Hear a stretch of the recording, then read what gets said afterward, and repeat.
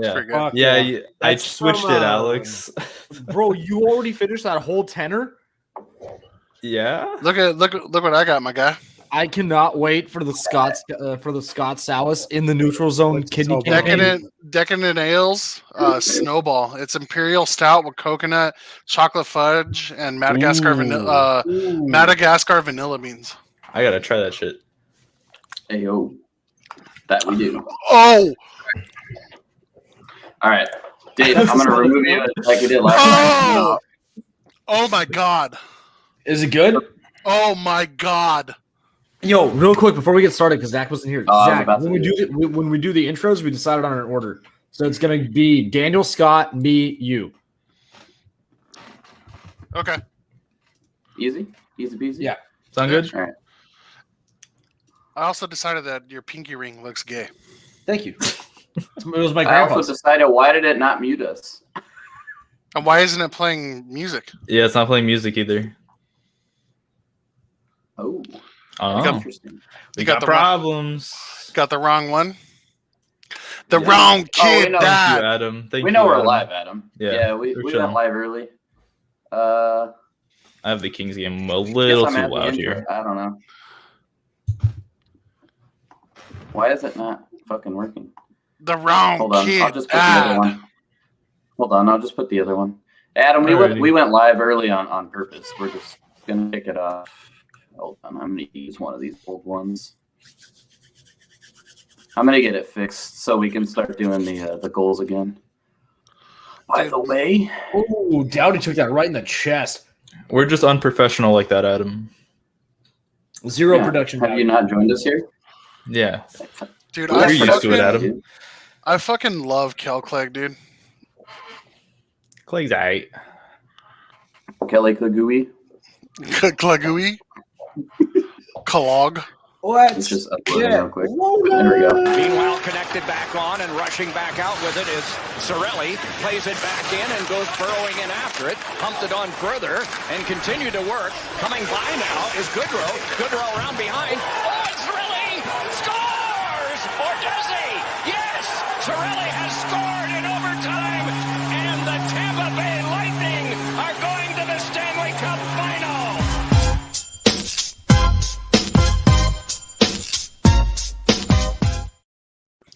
Welcome back, Plugs and Thugs, episode 86. Morning. Yes, sir. Funny thing is that's actually a tribute. Congratulations to the Tampa Bay Buccaneers for winning the Super Bowl. Boo. Football's we so had some. boring. I know, but we had we had the intro ready to go, but it was without a logo, so we used an old intro there. So we'll get it fixed up, and it actually worked out. But anyways, Huge missed opportunity welcome. for Cowboys' first goal. Yeah, well, as always, thanks for tuning in today. We got a good one ahead here, as always. This is Daniel. This is Scott. I am Alex. And I'm Zach, and we fucking rehearsed that. Boom. Yeah. First Yes, try we did. this We time. got it locked First down take, now. boys. Let's go. Yeah, All right. there we go. I just want to say And morning. we are Morning to Morning. Oswald. morning to everybody that's joining. Morning. Oh, dude, it looks new. Look at the way it Yeah. shows up on screen. That's sick. Yeah, Yeah. that Yeah, was we all- changed it that last. was all Oh, Alex. you weren't here last week. Oh. That's right. Yeah. I was not here last week. I took a fucking week off. It was Mental. nice, dude. Yeah. Did you need see it. Did you see our overlay now too? Kinda, not really. You can see it now around us. Oh, the yellow. It is Oh, constantly encompassing you. I'm gonna encompass you with my love. But yeah, so appreciate you guys tuning in. Give us the follows on all the social medias: Twitter, No way. Facebook, YouTube, and Twitch are pretty important for us now. I think we're kind of going to Yes, focus on please. those. Yeah, dude, But we're trying to obviously- become millionaires, so fucking like Yeah, and exactly. subscribe. Like Yeah. and subscribe. Anyway, For every million we make, we will donate $1 to a lucky listener. Yeah, It's true. this is true. is that right? I'll We're even that up kind. the ante. Each one of us will donate $1. Whoa, okay, It's true. wait a minute. I It's don't know true. if I'm that charitable. Scott, you're not old enough to control your own bank account. It all goes through Zach. Very true. Listen But- to Dad. before we get too far, we want to have one of our favorite people. Oh, yeah. We have Dave waiting in the lobby here. Welcome. There he is. Hey! From Welcome Zach on and Dave tonight. Make a Podcast fame. What's going on, boys? From LA Hockey Club fame. Hockey Club. Mm-hmm. LA Hockey Club. Yes, we did change the You name. know what? Yes, Highlight we did that change comment that Adam Which just one? put up. Shout out to This one? Adam, the latest one. No, the latest one. Well, that Oh. one too, but the latest one.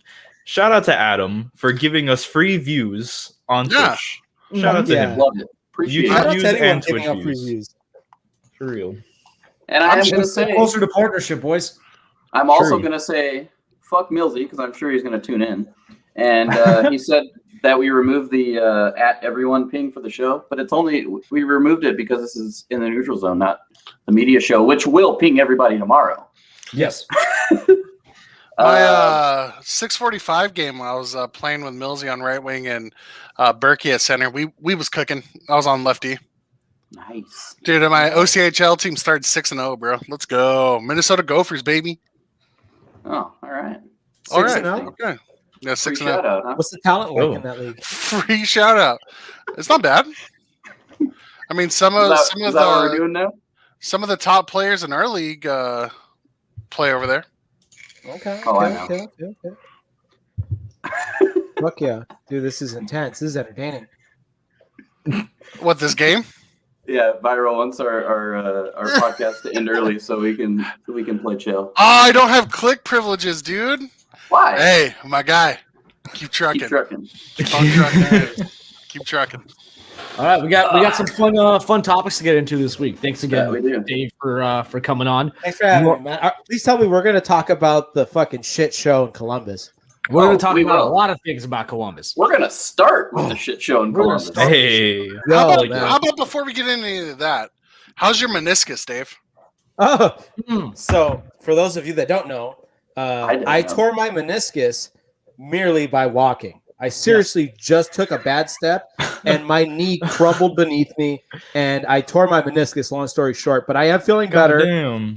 This was about 5 or 6 days ago and I went to the doctor 2 days after and he's like, yeah, you tore your meniscus. It's because he's 300 pounds too heavy, dude. Yeah. I'm 4'1" and 455 pounds. Guess Kimby what? Mutombo, You please now- relax. You now have something in common with a professional athlete. What's That's that? true. You tore your meniscus. So did Jonathan Quick. Oh yeah. I mean, Way to go. has he torn Oh, shit. I thought you said professional athlete. I did. One of the best athletes. There's a lot of jamokes that have torn their ACL and their meniscus too, though. It's a lot more common than you would think. Turk in the comments. No, I am not drinking LaCroix. I am drinking. Wait. Well, Who? LaCroix How do you has pronounce it? fucking carcinogens. You don't want that. Yeah. You're not drinking what? LaCroix? LaCroix. LaCroix. LaCroix. Okay. Yeah, it's LaCroix. I don't care. Don't get fucking sparkling water I don't elitist on me. I- Why don't you shut the fuck up, Topo Chico? Yeah, that shit. Topo Chico. No one's even ever heard of it, dude. It's still fucking coming up. So fuck I only you. It's drink coming up. Topo Coming up Chico. in the sparkling water. I am drinking Pink Whitney out of Daniel's wedding mug. Oh, why don't we go around in a circle jerk, and see what we're drinking? No, what are you drinking there? Let's That's, do Sam? that's for the end of the episode. Oh, Yeah. I don't know how you get. Well, why can't we just show people what we're drinking? Well, we can. We always Yeah. do. You got a Daddy- banger right there, Daniel. Daddy got that Uh-huh. decadent ales, Snowball. Common space. Milkshake IPA. I got Stress that New is all Holland Dragon's Milk Stout. That's so good. Mm. So We let's like it. let's talk a little bit about what's going on in Columbus. The Macadamia shit nut. show. Yeah, It just seems like a unprofessional decision after unprofessional decision by Tortorella. 100%. Oh yeah. All right, It seems- all right. He seems as though like he's making these moves based off of like sheer emotion. Like that's what it's coming down to. Not every Context. hockey player deserves to fucking be benched. You know what I mean? Especially star guys. Zach is about to backhand you.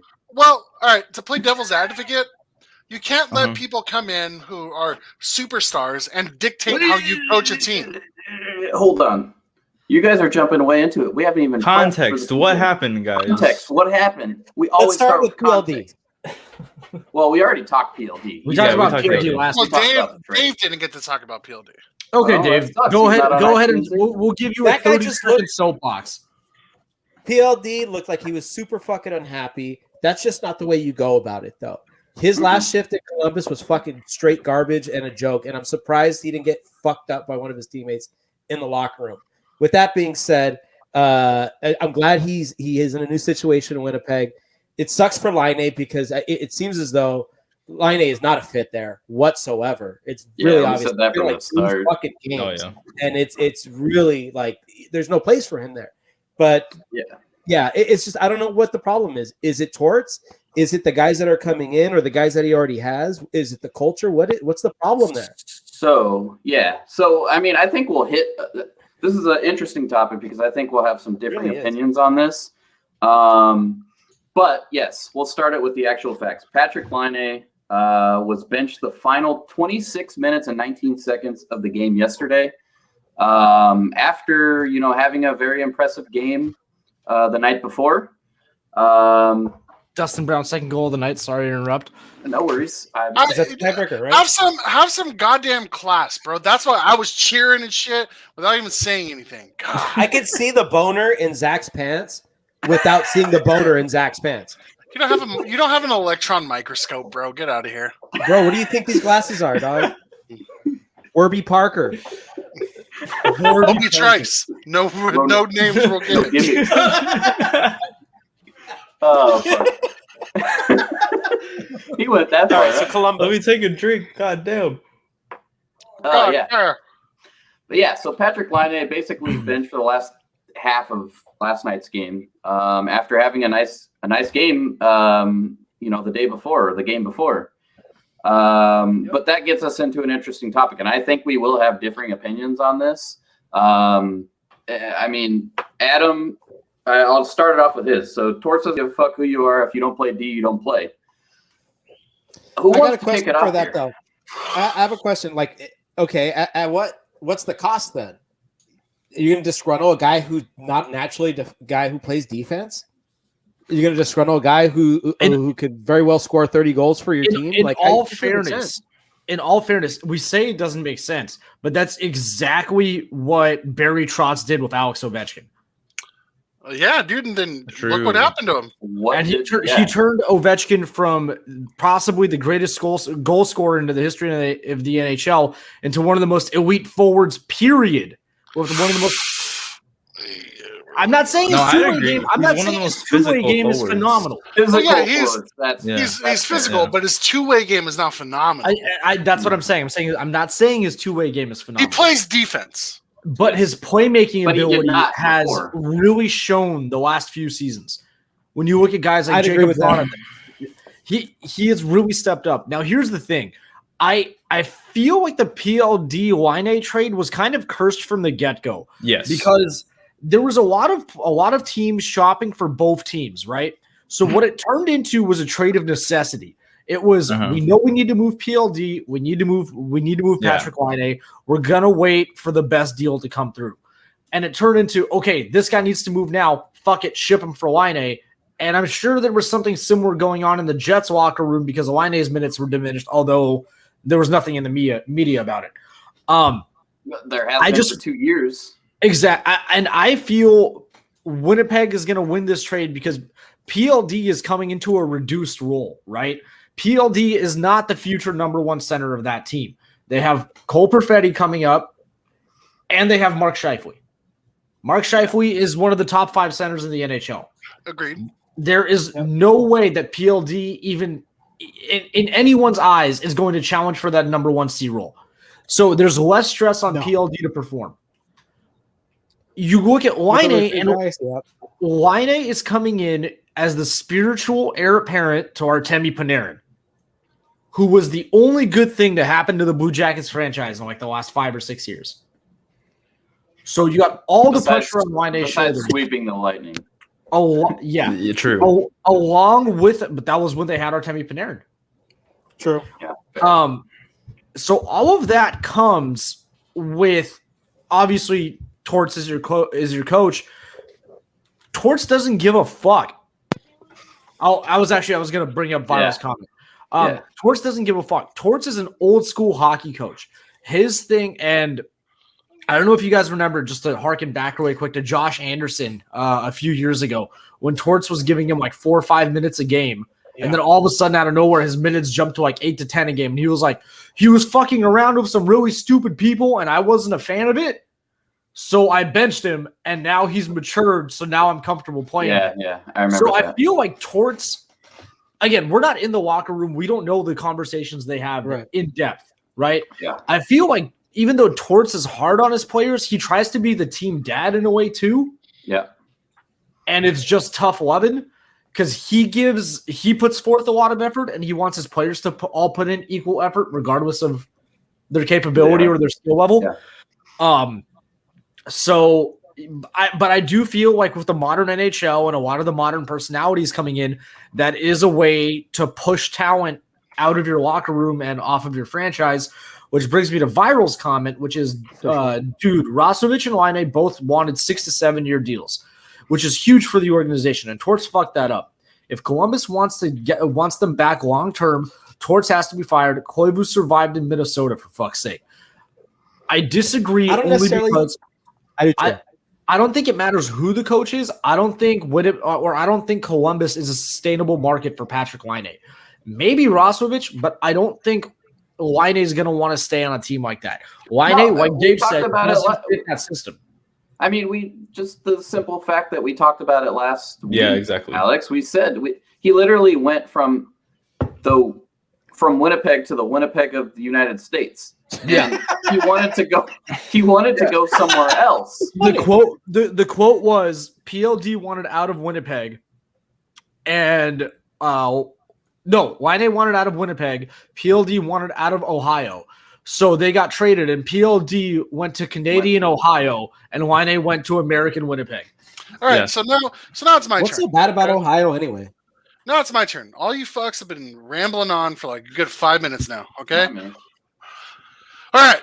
So number one, you don't let somebody like Patrik Laine, who has yet to prove anything as far as being consistent or anything, come in and dictate how you coach a team. Fuck that. No. 100%. I will bench the fuck out of you. You want to know why?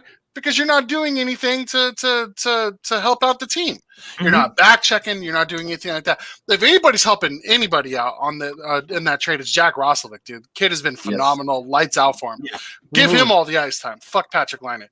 Dude, I don't know if like the draft got to Laine's head, but it's like homeboy thinks that he just deserves shit thrown at him. And dude, number one, looks like Master Splinter. Number two is slow as molasses. And number three hasn't been consistent, dude. Like, no. I understand what Tortorella's doing. He's basically proven to Patrik Laine that I got the big swinging thing here, bro. I'm the one that dictates what happens. Well, look, it's the same thing. I don't think I was the only one that said that last week, but it's almost like the point that we made last week with Laine, like you said, coming in trying to bring the big swinging dick. He not been consistent. He is coming to a new situation, and as shitty as it is, it's like, dude, you got to either this is either going to be a situation that works out tremendously for him, or it's going to be a complete, absolute shit show for him, because he's either going to fit into what Torts is known for doing. He's either going to motivate a player to do more than what they've been capable of doing so far in their career, or motivate he's going to say, you know what, fuck this, that's not me, and he's going to have a completely shit time in Columbus, and he'll be gone very quickly. How much of that's really all it's going to be? How much of that old school ideology that Torts have that he has? How much do you think it's a turnoff for guys around the league? I think it's a major turnoff. I think we all talked about this on an earlier show, maybe a couple months ago, where actually multiple times, where the old style of NHL coaching is dying out.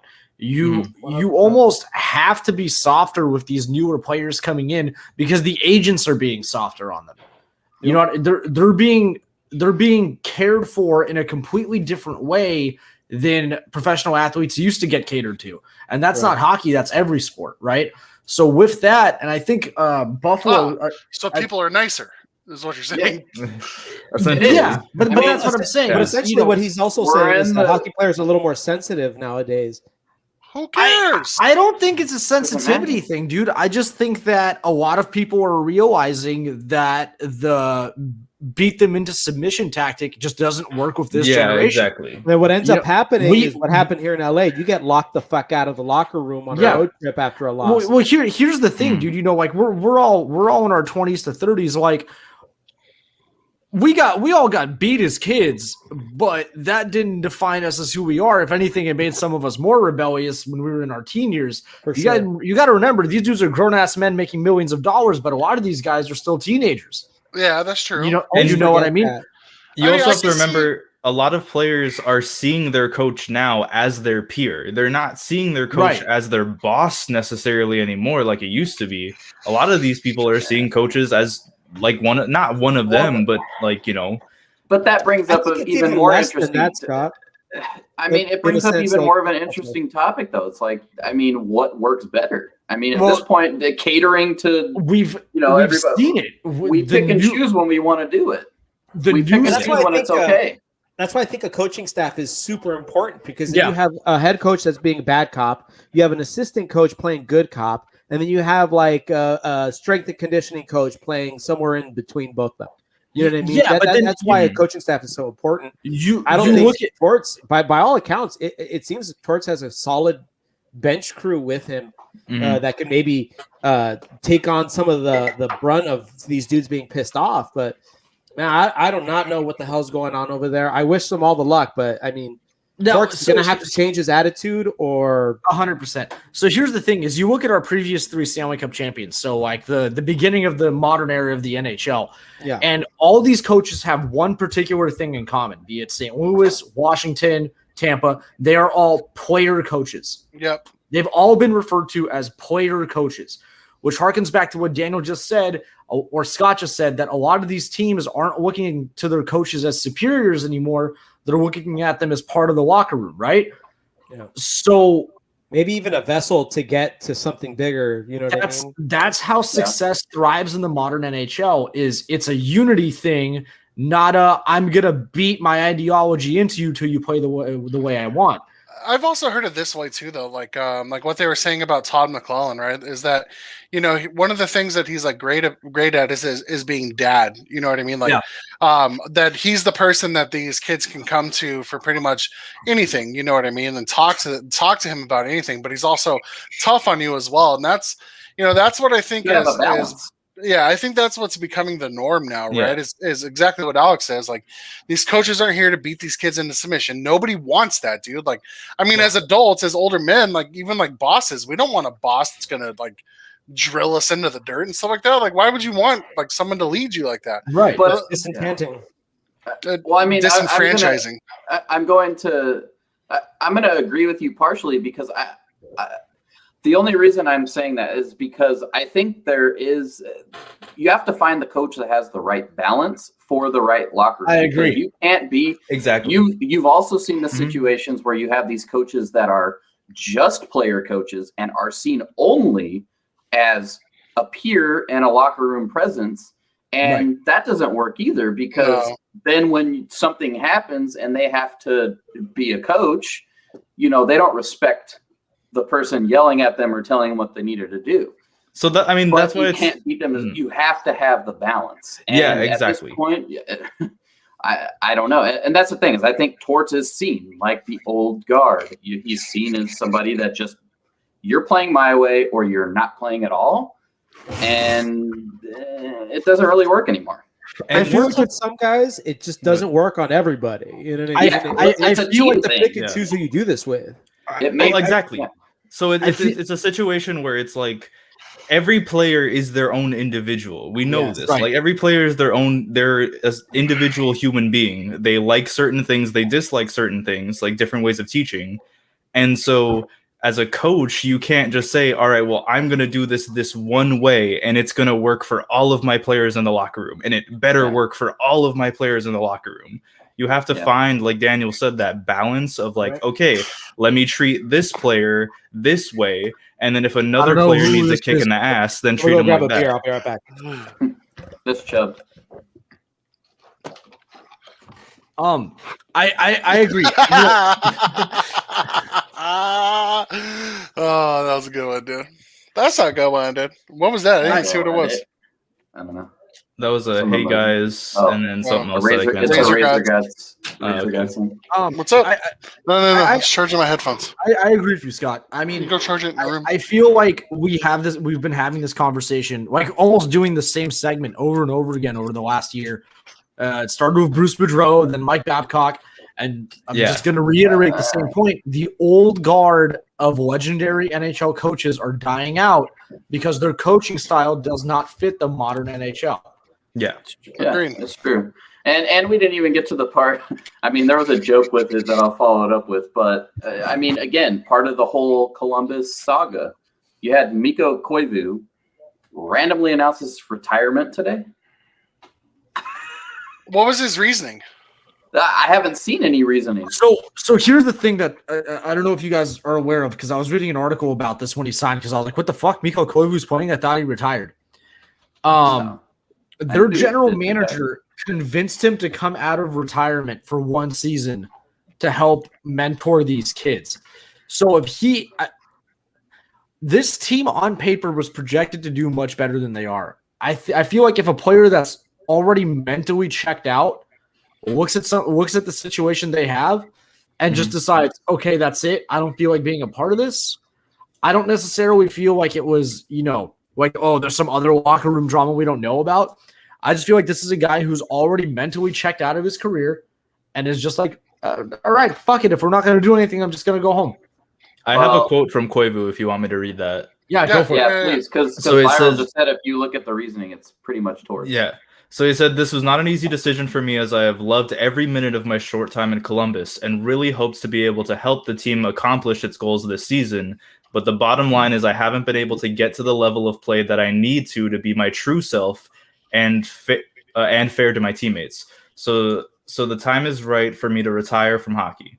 I have been extremely blessed and I'm internally grateful to the Minnesota Wild and Columbus Blue Jackets organizations for the opportunities they have given me to live out my dreams of playing in the National Hockey League for the past 16 years. So it's essentially just he wasn't performing how he felt he should perform. Yeah, that doesn't seem Torts at all. No, but at the same time, it was pretty funny. I did see a joke that can was be like Mikko Koivu. Yeah, but at the same, I saw a tweet and it was like Mikko Koivu is telling the Columbus Blue Jackets that he's benching himself for the rest of the season, so Torts doesn't have to do it. I don't know. I mean, this is an interesting. Like, I can see it. 16 seasons, and he was kind of, iffy on playing. But I still think, especially the timing of it, to be honest with you, is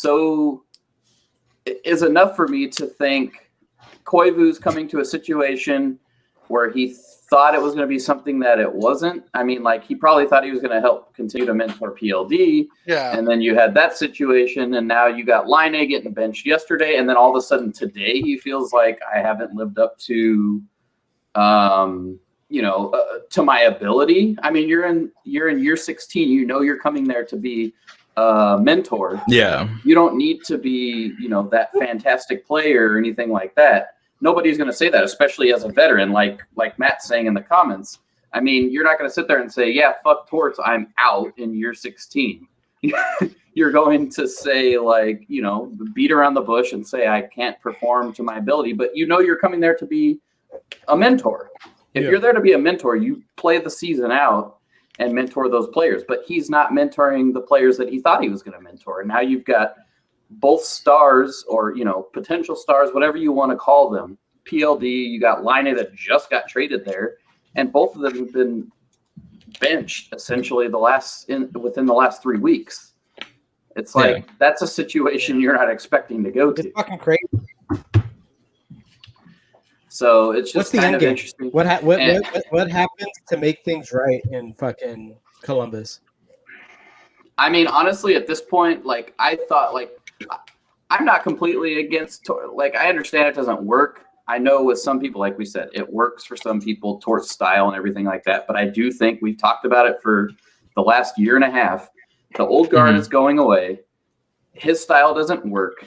They're regressing as a team. Cut the bait now and just – I mean, at this point, just make your coaching change. Start building the team you're hoping to build. Change the culture. It's almost like a Nashville thing. Nashville was successful for years, but they couldn't get over the hump. They needed to change. They needed to change the culture. At this point, you have to do that. Players are not. They already don't want to go to Columbus, and now you're going to add in the fact that you've got Torts benching your stars. You don't want to go there. Nobody. Yeah, that's what I was going to say. It's already a tough market to sign a player in because the tax situation isn't as favorable as it is in Tampa, which is why a lot of people go there. And it's also not a destination city, right? So it's hard to get talented players that are established in the league over there because those players are used to a certain kind of lifestyle. Now, if you were able to go out and get young stars, then that's how you would want to go about doing it. If I were Kekalainen, what I would do is get rid of Torts, bring in your new coach, bring in an experienced coach. Don't bring in some guy that's a college hockey coach. Bring in somebody who's known, and wait until the off season, right?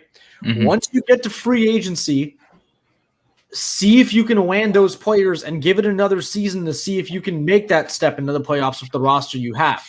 If you don't, strike while the iron's hot and your top players are in their mid-20s. Blow it up. And blow it up. Blow that shit up. Yeah, no, I agree with that 100%, honestly. I couldn't have said it better. I mean, that's really at the point, that's where they're at. They're in flux right now. They were a team that has been a borderline playoff team. Then they kind of got better, and they've been consistently at least competitive. They've been competitive. They've been a competitive team. Now you lose one of your guys that's been coming up. Trade for somebody and they're already disgruntled, or the team's disgruntled, however you want to look at it. I do. I think you're in a transition period where you need to just find a new road, see if what you have is competitive enough to be a playoff team with a much better coaching situation for what you have. I don't want to say Torts is a bad coach because he's not. It's not that he's a bad coach. It's the situation, the style. Torts needs to be a head coach of like a veteran team. Yes, I agree with that 100%. Yeah, he doesn't. He's not a development guy. I don't understand why he's always thrusting. No, that's exactly right, and that's why we said Laine's. Once that trade happened, Laine's situation was a make or break. It's going to be fantastic for his career because something like this is going to happen. He's going to say, "Wow, I should be a complete player." Wow. This is going to happen. Oh, wow. And he's going to say, "Fuck you, I'm done." I'm with that. And that's why it was kind of funny. I don't know if you guys saw the tweet I tagged you guys in. I know Zach saw it. I don't know if you saw it, Alex, because you're working. Mm-hmm. I sent it on Discord, and people thought I actually believed it. Somebody posted, "Oh, Patrik Laine has retired from Columbus Blue Jackets today." It was like after all that, it would have been crazy. But guys, as the old adage goes, man, fuck Columbus. Fuck Vegas. Fuck Vegas. Okay. By the way, I got a new beer. Oh, perfect. What'd you get? Why are you breathing so hard? Because I'm fat. Shredacadabra, huh? Because I'm fat. The most nonchalant response. Why are you breathing so heavy? Because I'm fat. So I mean, Columbus has got to figure it out. Yes. I would never, Dave. Never. Thank you. Because you're the nicest one in this room. True. Yes. No, I'm actually pretty nice, man. I don't know if you know this, but I'm leading the votes for Snuggles. Dude. Hey, don't be sharing stuff on the show. We have nobody's watching. A couple of people here. Nobody's watching. I want to stop the steal right now, dude. Stop. You're not that guy. You're not that guy, Zach. You're not that guy, Zach. And you were not X Davicho X. Yes, I am X Davicho X. No, you're Dave. Calm down. Yes, Dave. Jumping into the Next topic here might be a short one, but also interesting because I think it brings the total up to 36 games. NHL has postponed 7 more games due to COVID as of today, bringing the total up to 36 games. Yeah, I mean, it's gonna. You know what's crazy is that when sports came back and when the NFL came back, I thought for sure the NFL season was going to get postponed. Games were going to be canceled. We weren't going to get a Super Bowl, right? All of that shit happened, and I thought, man, the NHL has it right. They did the best bubble. They had everything down pat. And now it has become like COVID central, dude. I don't think we're going to get the NHL. Yeah. No, it's not COVID central, bro. I think they're doing a great job of mitigating it. I agree. You gotta understand. A lot of these games aren't necessarily being postponed because somebody has COVID. They're being postponed preventatively because somebody in the organization or one of the exactly on a pure post-contact basis. The same reason that Brinket and Bachwist were out. They didn't get diagnosed with COVID. They were just around someone who had COVID. Same reason all the Russians in Washington got benched for 5 games. Yeah, only one of them didn't have COVID. They just broke COVID protocol. Mm-hmm. It's all prevention. It's not. Yeah, it's not because someone acquired. Okay, yeah. So I actually do think the NHL is doing the best job. Yeah, and to be honest with you, it's the same thing. Like, yes, it sucks. I didn't think there was going to be 36 games postponed because we talked about it. About the fact that I thought it was going to happen the beginning part of the season where you're going to see more cases because people are just coming back from off season. You have to get everything acclimated. You've got to know what you can and can't do. And I thought exactly what we were just talking about, that they were, they're going to be much more preventative and trying to make sure that there weren't people that were actually getting it. You're showing your bias, man. I know they're doing the worst trash takes. I'm gonna boot you out of here, bud. He's just mad that the Sabres haven't. The played Sabres in a got while. caught in it. Yeah, that's all. But at the same time, it's like, I mean, You want some beef stew, bro?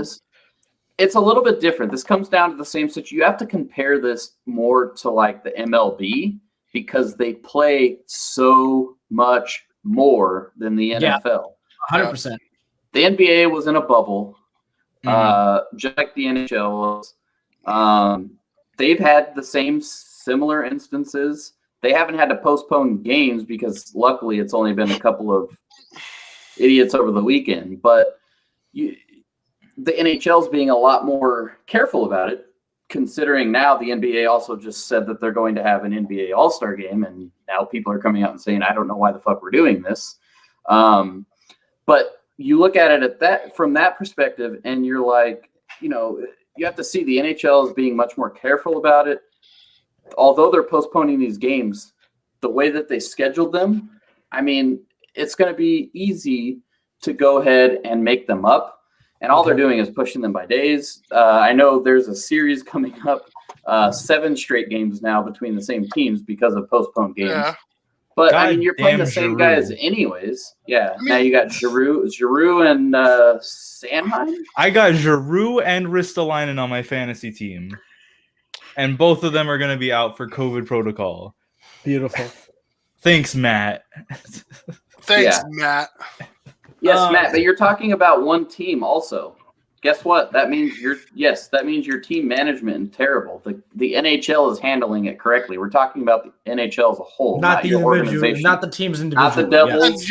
And your example is one instance of that, dude. One instance.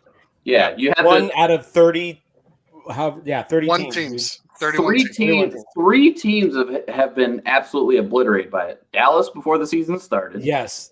That's because it's like fucking. You've got the Devils and Buffalo now. Yep. And a lot of them, shit happened. Do and dig into it, a lot of these guys said, or a lot of the takes are that they're postponing the games because of players that were in close contact. I don't know. The league forced them to. I wouldn't go with that. A good way to avoid this, though, just don't be the Buffalo Sabres. Just don't do that. Come on, get up. Are you down with the sickness?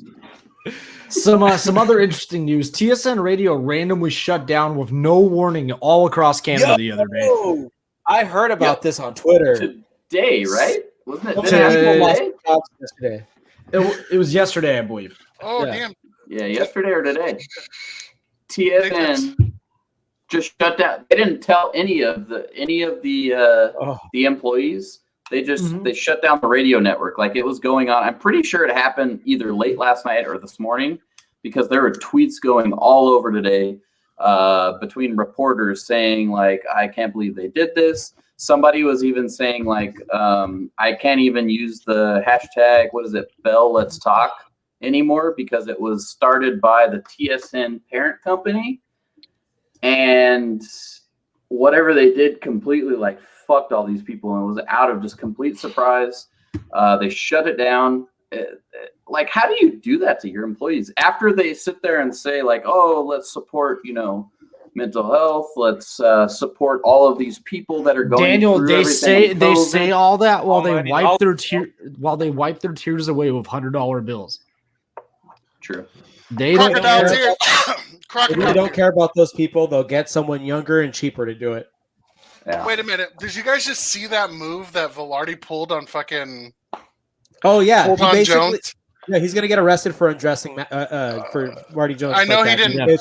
I know he didn't bury it, but still, dude, he fucking.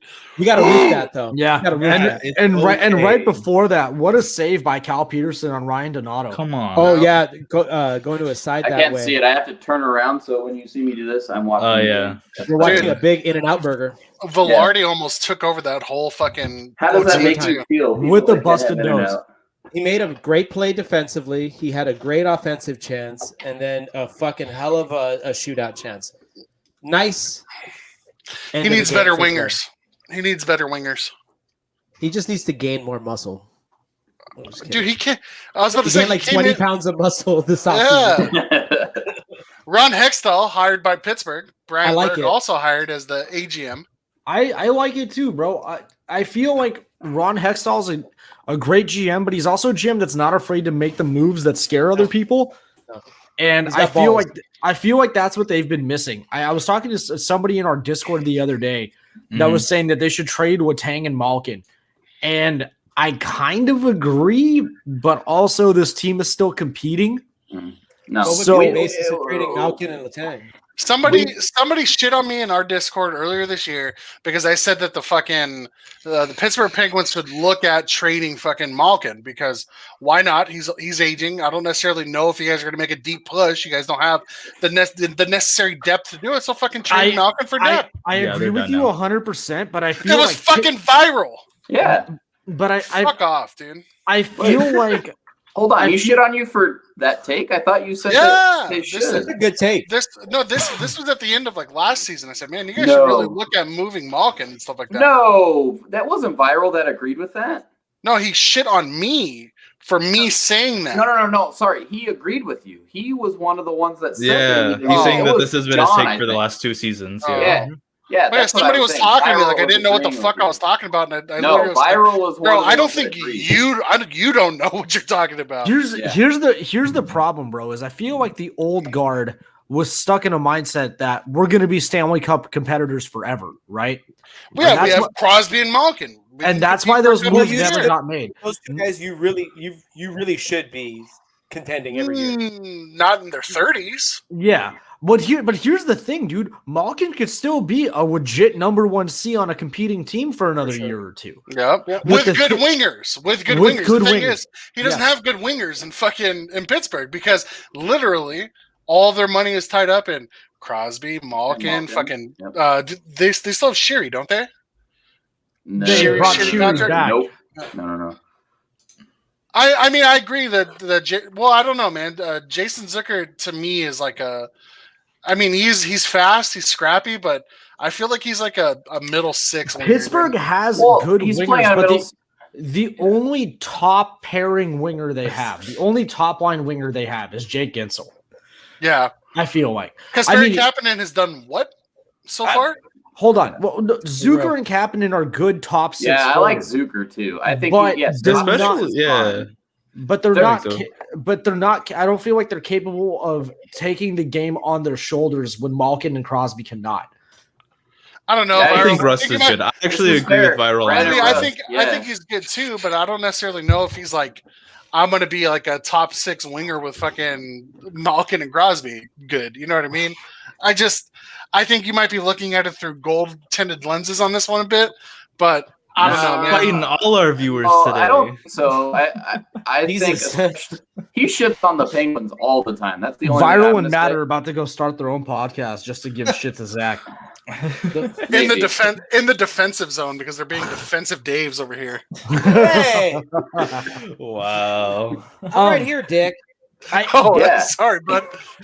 I'm sitting right here next to you. Yes. So their 100%. goaltending. Hold on, their goaltending. That is one thing. Their goaltending and defensive core is absolutely horrendous because without a doubt, you go back to the situation that you talked about, Malkin and Crosby. I don't think their top 6 has a problem.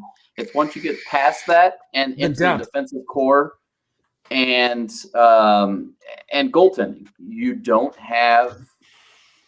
just don't have that. I mean, you have Marino, who's played himself to a long-term contract and who's a young guy that only has a couple of seasons in, but he's proven himself worthy for Pittsburgh to command the dollar, amount he got. But they have nobody else. You know what, though? At the end of the day, just give it to him because you have nobody else. Yes, I don't know if he's worth that dollar amount. Sometimes you have to do that. I mean, it wasn't that bad. It was I think it was like 5 to 6 AAV for like 6 years. And this guy, I mean, he has a season under his belt. Yeah, that's pretty expensive. I would at least. I mean, a bridge deal, sure. Normally, I get that. Normally, if they think that Marino is going to be the answer and to start and build their defensive core around, it's fair, especially if it's going to if they think it's going to get more expensive down the line. Sure. I think that it's fair to do. The problem, again, lies with the amount of money that they have tied up in 2 guys that are well above their 30s, and they think they're going to. I mean, it's literally Crosby the Chicago situation. I mean, 100%. Crosby is. He's their franchise player. He's going nowhere. Yeah. But Malkin, on the other hand, I'm not saying that Malkin's not worth it. It's just having that much money tied up in 2 centers over their 30s is just not a wise move. And Chris Letang, too. I mean, Chris Letang's a concussion away from fucking scrambled eggs. Yeah, he's a concussion away from forgetting his first name, dude. But like, Firkin. Legitimately, yeah, Firkin. I said Firkin. Anyway, no, I saw something here. Someone said that Malkin is unmotivated. It was Viral who said that. Yes. So let's say you want to trade an unmotivated Malkin. What are you gonna get for him? Especially with that contract. I don't even want to go there. You can get whatever you want from Malkin because he is, again, what Alex said. He goes to another team. He is a legitimate top C.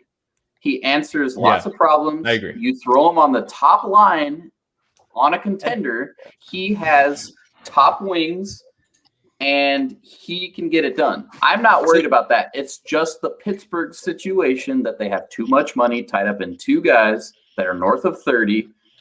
And that's my point, though, too. You look at the problem that their GM got, Rutherford got them in.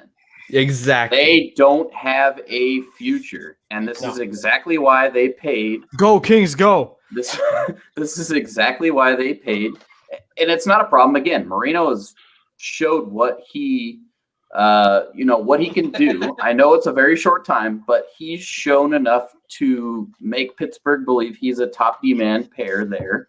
Mm-hmm. At the same time, this is the situation you run into. You get Rutherford, who completely fucks the future for Pittsburgh, and this is what you've got. So you take what you get, you try to rebuild it now. You trust in Hextall. Here's the other thing is that, we talk about this all the time, is that when a GM comes into a franchise for the first time, right? What do they want to do immediately? They want to put their stamp on that franchise. Right. it's almost guaranteed when a new GM comes to a new team, a big trade is imminent. So I feel, and like I was saying, Ron Hextall is the dude that has the balls to do something like that. Oh yeah, dude, you can expect a Malkin to LA trade coming real soon with Ron Hextall behind the wheel. Oh my God. Pittsburgh just became LA East. So yeah, pretty much. I will say that the Penguins went in the right direction as soon as they fired Jim Rutherford. Yes. As soon as they fired him. As soon as he quit. Oh yeah, that's down. right. He stepped down. I have a Stepped down. Zadmap conspiracy theory. Let's go. Oh, let's go. So, okay. Sidebar. Alex, 3 nipples. Ron Hextall was originally with Los Angeles, went to Pittsburgh, and helped us out with some pretty decent trades to help us win a cup. Then came back to LA. Now he's going from LA to Pittsburgh, right? What if we just start seeing all that talent start getting dumped to Pittsburgh from Pittsburgh to LA for picks? Ron Hextall is the sickest double agent in the history of the NHL. I don't think Rob Blake would sell to win now. No. All this time wasted on developing just to trade it for fucking Malkin. I'm just saying No, I didn't say Malkin.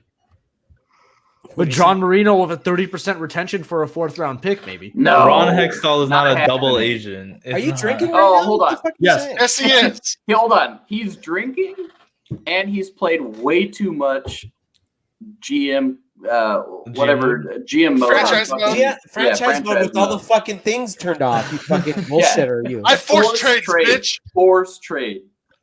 Yeah, no salary We talk cap. about all the time. This fucking guy with PLD. Let's trade him to the Kings for, what did he say? Like Bag of peanuts. Yeah, it's pretty much a bag. I had a fair counter offer. HVAC. It was not a bag of peanuts. It was a 2nd-round pick, Akil Thomas, and Quaig. I'm not touching Akil Thomas. I want to see that potential. Look at the way the league is going as far as everyone can play, and look at the Kings, bro. Two young individuals that Jad has, dude. Like that's our whole pipeline right there. Is kids with fucking speed like that. Yeah. I'm not trying to give any of that to fucking. Do you have fucking Parkinson's or something, Dave? That mic hasn't stopped moving. I'm trying to keep it steady.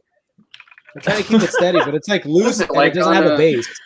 So you can like put it on stands. It's fine. Well, no, it's that the base is like the thread on the base is it's fucked it too many times. Hey Dave, I tried to put my dick in it. $10 mic crane.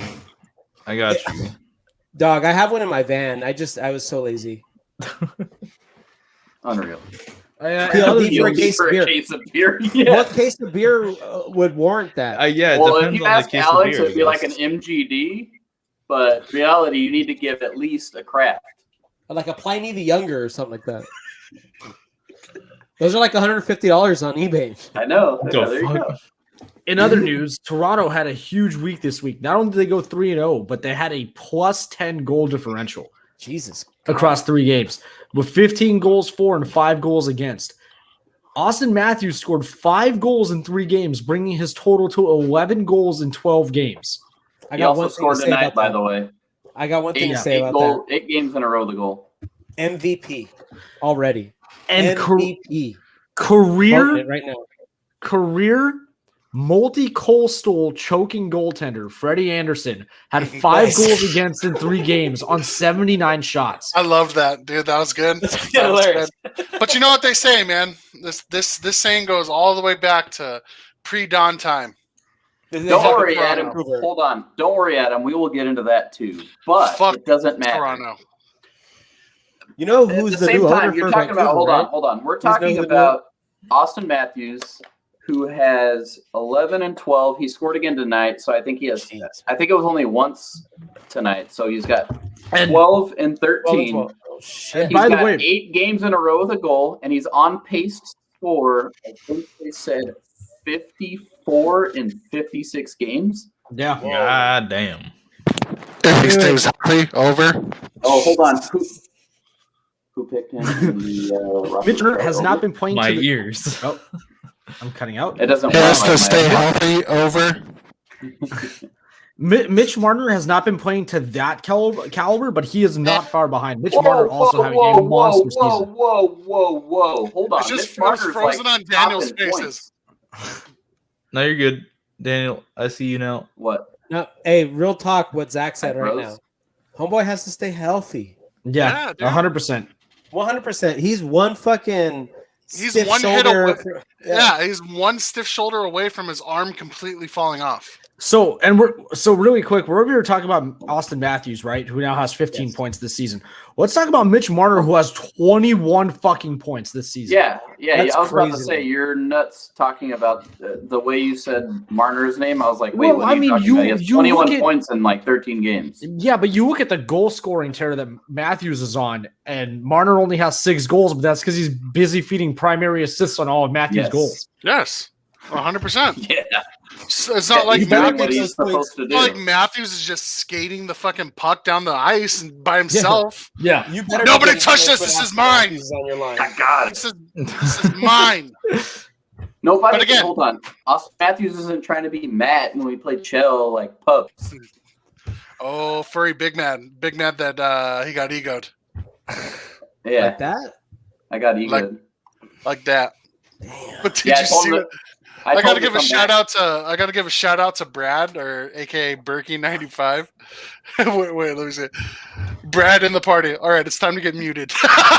That makes me laugh so hard, dude. Oh, that makes me laugh. He was very angry about our take on COVID because I got a DM that said the Devils ended with 20 players on the COVID list. Sabres are above 10, and both linesmen got it. They missed on some of the reschedules. Also for Hoodrat, Evgeny Kuznetsov confirms he had COVID-19 symptoms. When asked if he was scared at all, he said, "No, I'm from Russia." But no, honestly, like, okay, back to that topic just really quickly.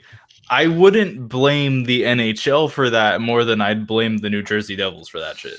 100%. Yeah, no, I agree. I agree. I think We it's more of a joked and team we thing. said that we were blaming the Buffalo Sabres, and I it's know. like, oh, don't be the Buffalo Sabres. But I like, don't think honestly, he's actually angry. oh no, for sure.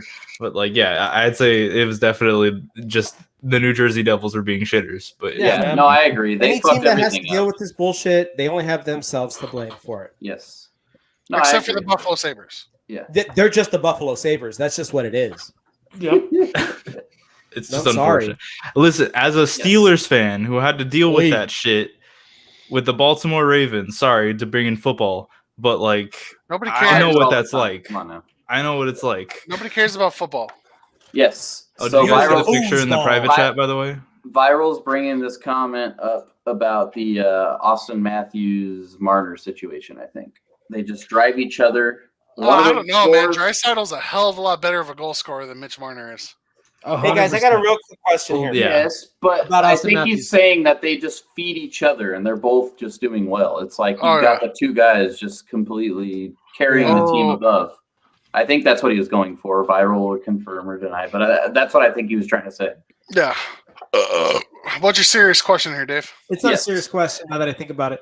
How quickly is Austin Matthews losing his hair? And if you had to measure his forehead, Oh, how many inches is his forehead? Does it exceed Hold on. 4 inches? he's Oh, at least an without a A doubt. head. It's Look yeah, at- it's this is- over this a is- 5 head, 1,000%. Austin Matthews is the NBA or the NHL equivalent of LeBron James with his. Like he needs to hairline. Like Austin- homeboy needs to shave it? I'm talking about hairlines and foreheads here. Okay. Yeah, not goatness. Or he just needs to go get fucking hair plugs, bro. Austin Yeah, yeah, Matthews' hair is doing the exact opposite of Brett Burns' face. Wait, does our Twitch allow me to post links? Does our Twitch allow it? I'm gonna try it. It's not I'm that so- much of a hot take. Nah, it didn't work. Viral, Never I mind. don't think. I Fuck think it's a lot I think closer so, than too. people originally thought. So McDavid has the raw talent. Draisaitl, I think, has shown the complete game more than McDavid. that's exactly what I was going to say. I think McDavid is the overall more talented player, but I think Draisaitl is the more complete player. Is Austin or is Draisaitl on the PK? Because if he's not, he needs to be. I think he is my on the boy PK. Austin Matthews. I'm pretty sure he is. Yeah. What do you mean lay off Austin Matthews? We've been praising him just because we make fun of his hairline. he's I mean, awesome. the same thing that people do for LeBron James. Wait, Man, what? that doesn't even McDavid is fucking make just sense. AM's hairline is AM's hairline is greater than Hood Rat's nose. I mean, this I'm is true. so hard, Berkey. I don't know. No, that's quick side That's story. false. That is such a false statement Nope. that Complete Brad game. could make. Better. When Does Complete game McKinnon play better. on the? Does McKinnon play on the PK? it doesn't matter. It doesn't matter. It doesn't matter. So Doesn't how? matter. No, but it does though, Monster. because if you want to talk about complete game, Complete game. You I have think to he play plays the on the PK. In complete game, sure. but he does That's what not we're play on the talking about. PK. But no, but Rose-colored glasses. Hey, McDavid's on my fantasy team, you know. I love McDavid. He's Oh, someone got number 1 pick. absolute star. Yes, All right, I that's did. McKinnon is not known as generational talent. Crosby McDavid is. over McKinnon? Oh. Okay, wait a Wait, minute. did you Now- say McKinnon's not a now- generational talent? Yeah, Two freezing wait. cold Hold on. takes just dropped at once on Guys, this pod. All right, Guys, best take guys, best you need take to so slow- far. We got to slow the Ooh, fuck Berkey down. wants an because invite. We've got a lot of Oh, takes yeah. here. Let's start with Lucic. McKinnon and McDavid. send it to him. Let's bring him in. All right, let's go. Invite, copy to clipboard. Holy shit. You don't have to narrate the invite. Bro, Oh, I'm doing it. just post it in Gen Chat, and whoever No, I wants to just join sent can it to join. him. I don't know if I it's don't want McKinnon's 18 slander. people. McKinnon slander is absurd. Yes, thank you. I need this man on here. Those rose-colored glasses. Oh yeah. I Oh, need yeah. this Dave, man can on you here can with you me. write me and Zach a beat for that? 100%. Yeah, let's get it on the soundboard for that. Hey, real quick. Rose-colored glasses. I am working on a musical project. If you like Thievery Corporation or any fucking beat makers, Adam, Electric have you One. been here before? Are you new here? Adam. Are We- you new here? Adam be saying some stuff in these fucking comments, man. I think Adam at the end This of the is true. show needs to This have is his true dedicated viral. supporter This tag is pulled true from viral. the Discord. They are buddies. Hold on. They are buddies. Yeah. They're also Yes, from the McKinnon- same town of like does. 11 people. That's also very true. This is actually. true. Yes. Yeah. At some point, every member of the McKinnon family has been or has had a member of the Crosby family inside of them. You know what? I mean, the law of average would state that Yes. is a possibility, right? Uh-huh. You're So we go probably with correct. that. And yes, Hold Adam, on, we I have see been this- drinking. Well, that's what I Probably said. this I asked him if he's new here. He's absolutely not. He's here every week. I don't know. Just to let you why know, he's I did a saying dry January, so I am feeling the buzz a little bit. that. Viral. I mean, would- I would let Crosby in me. Have you heard his laugh? It's the most disgusting shame. laugh. And I you mean, let a no, guy sorry, with not measles disgusting. fuck It's you? pretty funny. Well, I hope he's not laughing at you anyways when he's inside you. Yeah, Didn't very he true. That have would be kind of measles? weird. He had measles or mumps or bumps or whatever the fuck. Okay, moving on. We've gotten so sidetracked. And that's We're allowed to okay. get sidetracked. Yeah. But I wouldn't let anyone that had Hey, measles fuck me. Alex. I'm just saying. It's our podcast. We do what we want. LA and Vancouver shit in the bed. No, LA you continues shitting the you bed skipped over tonight. Tampa Bay. Hey, Tampa guys, Bay doesn't real quick, matter. Tampa- Hey, you guys heard Wow, of Billions Vancouver's is new going to be owner, right? very angry with you tomorrow. he don't listen to us. No, no one listens. Yes, he does. He subscribes, motherfucker. That's a pity. You got mad. A manship with a good take for once. There we go. Love it. Ooh, Vape rat. ooh. No. Ooh, I like it, Scott. Scott coming with the heat. Oh, here's Berkey. Berkey's out here. Hey, Oh, What up, Berkey? Hello, caller. what up? Nah, nope. All right. No, So I need to come defend my boy. no. Oh, hold on. You go ahead, I'll get another Hold on. beer. Our boy, as Salty says. Okay, Okay. what the fuck? First of all, Alright. first of all, I want to say congratulations to the Minnesota Gophers. We fucking cooked our first game. Yes, we did. No more free shout outs. Thank you. It's our podcast. We do what we want. Yeah, I know, but he's shouting out another league. Come on now. Anyways, go ahead, Berkey, please. Zach, is your So daughter then our boy. vaping in the background? That's an alien. That's not my daughter. and yes, the alien's vaping. So And like yes, she is brushing her teeth. All right, go for it. My bad. the conversation about McKinnon not being a generational talent is absurd. Thank you. Like, I disagree. okay, why do you disagree then? Hold on. Why is he a generational talent, Berkey? Okay, so I know he gets a lot of flack for his slow start, but in the past 3 seasons, he's been one of the top players in the league. You see how he can take over games like he did in the playoffs last season. Like, he was on pace. Like, if he kept his point total up over an 82 game season, man would have been close to fucking 180 points. He has that ability to just take over games that not a lot of players in the league have nowadays, and he's probably just the most powerful player in the league. There's no other player that is just raw power as much as McKinnon is. All right, I'm gonna stop. Hold on. No. Before you stop him, Zach, let me stop him real quick because I am on board with him. Nathan McKinnon is my favorite player that's not a king. How excited are you right now, Daniel? Very excited. I'm rock hard. if you look in his neck fold, you can actually see his dick poking out. Thank you for that compliment, I think. Oh, yeah. All right, I'm going to stop you right there. No. All you're going to do is agree with him. No, I'm not. I'm going to say one thing that I will say. The only other player that is underappreciated about his complete game and size and ability is Anze Kopitar. That's just because he's still an elite defensive player. Hold on. Yes, he is. Nathan McKinnon has a much higher offensive ability than Anze Kopitar. We talk about him.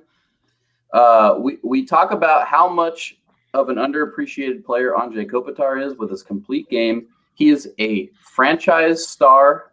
I think when people say generational talent now, they literally just look at raw ability, how fast they are, how quick their shot is. Yes. No, but it doesn't matter. To me, when you look at you're moving the goalpost to suffice to fit your argument. You're changing the definition of the word to fit your explanation. Listen. No. McKinnon has slow starts. You know what Connor McDavid does? He scores the whole entire fucking season. He starts. He just from the very beginning to the very end. You know what Crosby did when he was in his prime? Your boy from the very beginning to the very end of the season, dude. Mm-hmm. No, when we say slow starts, we're talking. I think you were talking about his career, right, Brad? Yeah, his first. I think it was his second. His very first, fourth year. His rookie season, and he had a sophomore slump. He had a sophomore slump, and after that sophomore slump, he's still been seen as one of the top 5 players every single year since then. Like Adam says, he's a franchise player, 100%. 100% agree with that. Is he a generational talent? No. He is not Connor McDavid. Yeah, if I'm building my franchise, if I have a pick that's pretty high up, he's one of the first picks that I will say to be the mediator on this. To be the mediator on this, I will say I had a really tough time whether or not to pick with my first overall pick in the fantasy draft, Connor McDavid or Nathan McKinnon. Yeah, that was actually a tough decision. The thing is, I'm not redefining. No, but I'm not trying to redefine a generational talent. You guys are talking about raw ability versus generational talent. It depends on what you're looking for. If you're looking for a generational talent could be a complete game. It doesn't have to just be offensive and speed. Yeah. It does not. You know what else defines a generational talent? Success. Yes.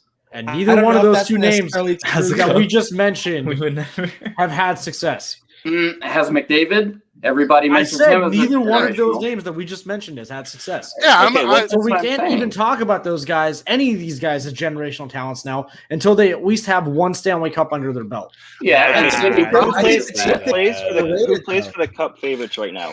Who plays for the Cup favorites? Nathan McKinnon. Well, yeah, but how many years of rebuilding did they have, bro? Like, what the fuck? Fucking a decade? Hold on. This is fair, too. You cannot say Cups because Ovi was a generational talent. That's true. Yeah, but Ovi's knocking on the fucking door of Wayne Gretzky's gold record. Yeah, he's 5 years away. Is Nathan McKinnon going to do that, or even the points total? No. I don't think so, dude. I don't even think he's going to come close sniffing it. But I mean that's everyone. He's up there, dude. I do agree. He is a franchise player. I don't go with the generational. No knock on him. I mean, he's a fucking absolute stud. I think it just takes another level of being a hockey player to be a generational talent. I think it's too early in that grouping of players' careers to even mention the words generational talent yet. Ovi and Crosby will go down as generational talents. Malkin will go down as a franchise player. He will not go down as I disagree. And on the flip side, of Colorado, Zach, talking about their rebuilds, how many franchise centers did they go through to get to Nathan McKinnon? Matt Duchene, Paul Stastny, like Jesus Christ, yeah. Matt Duchene, I forgot about that. Ryan O'Reilly. I'm gonna disagree with Viral when he says McDavid is not a generational talent either, and I will say that he is because he has dominated at every single level that he's played. Yeah, I will not say. And again, I am not arguing that McDavid is not a generational talent. I'm just saying that I think McKinnon is, if you want to say it, a new generational talent. Because I think he combines what Crosby, McDavid, and I mean Kopitar. Like, people don't talk about it. I understand maybe he's not a generational talent, but McKinnon combines those three together. He has the scoring ability. He has a above average two-way game. He has speed. And he just plays as a team player also. He gets the assists. He is pretty consistent on scoring, assists, and it just size. Maybe not speed. He's pretty quick, but he has speed. It's a different type of generational talent is what I'm saying. I don't think it's not a cookie cutter. When you look at it, it's not a cookie cutter generational talent. I feel like we should sidebar this conversation and pick it up again in 5 years. Yo, McKinnon is a generational actor. The Avs will have won 3 cups by then, so we'll be having a different conversation. Oh, okay. Are you hold on. You're an Avalanche fan? Oh, okay. Yeah, the hat dictates that. I'm not gonna disagree with you, bud. I mean, I think they're a fucking solid ass team. 100%. I just think there's other teams in line for that cup before the Avs, unfortunately. I don't know about before. I feel like the Avs have taken the necessary steps to become a real cup contender, but I do agree there's one or two teams. And shit. So the thing is with the Avs is that they're cup favorites right now, but there is a very good chance that they are even better than they are now in 3 years. When you look at that, I agree with that 100%. When you look at that deep core, where you have Cale Makar, who's 22. 21. Sam Girard's 22. Bowen Byram's 19. You got another first-round pick in Justin Barron last season. You got Drew Hellison, who tore up the World Juniors for Team USA, who was a second-round pick. They're only going to get better because their entire core is still under the age of 25 on the defense. I'm going to go ahead and just remove Scott for a minute. Because I do I have to go get a jersey? Hold on, I actually have to get a jersey. Just don't get a Vegas Golden Knights jersey. Oh, I know. But what's gonna be the what pushes the Avs over the edge? Who do you think is out there for them to get? What needs to happen for them to be a legit? I say they're a legit contender, but what's gonna get them that cup? I mean, I think right now the only thing that'll help them is health. The Avs were going to make a run last year in the playoffs, and they just got the injury bug. They lost both their goalies. Honestly, they were the better team against Dallas. They just needed a save, and they couldn't get it from Michael Hutchinson. I agree with that 100%. Yeah, they couldn't make a save to fucking save their life, dude. Yeah, and then you look that's the one thing about Joe Sakic is he notices what the Avs need. The Avs needed another top 6 winger, and they needed another top 4 defenseman, and he went out and got Brandon Saad and Devon Toews. Joe Sakic should be GM of the year.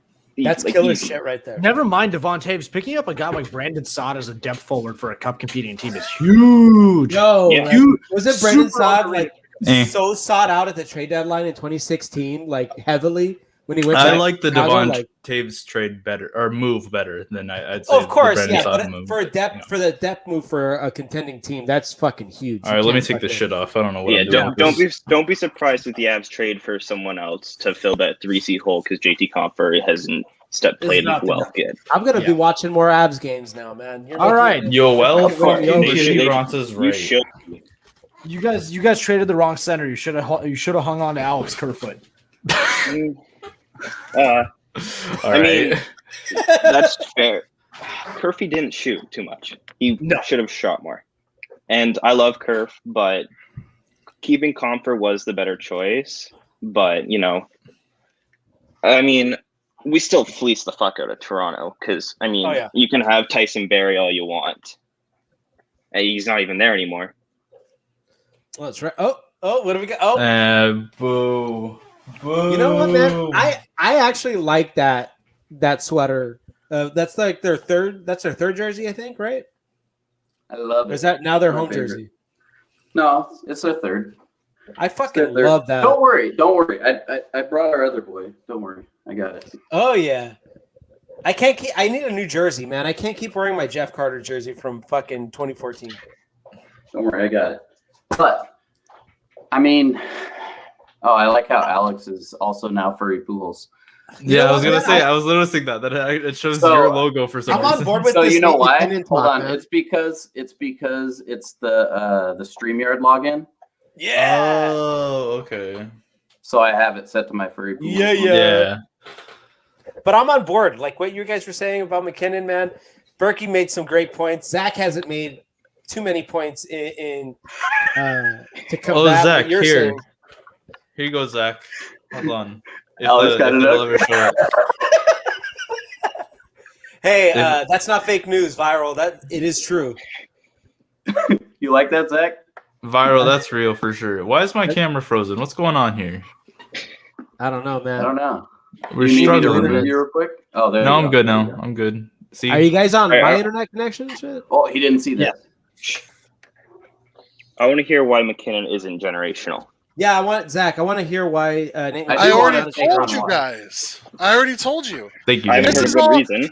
This is all matter of opinion, dude. It's all matter of opinion. Like, there's without a doubt. Yeah. There's no set formula. So I already laid my opinion out there.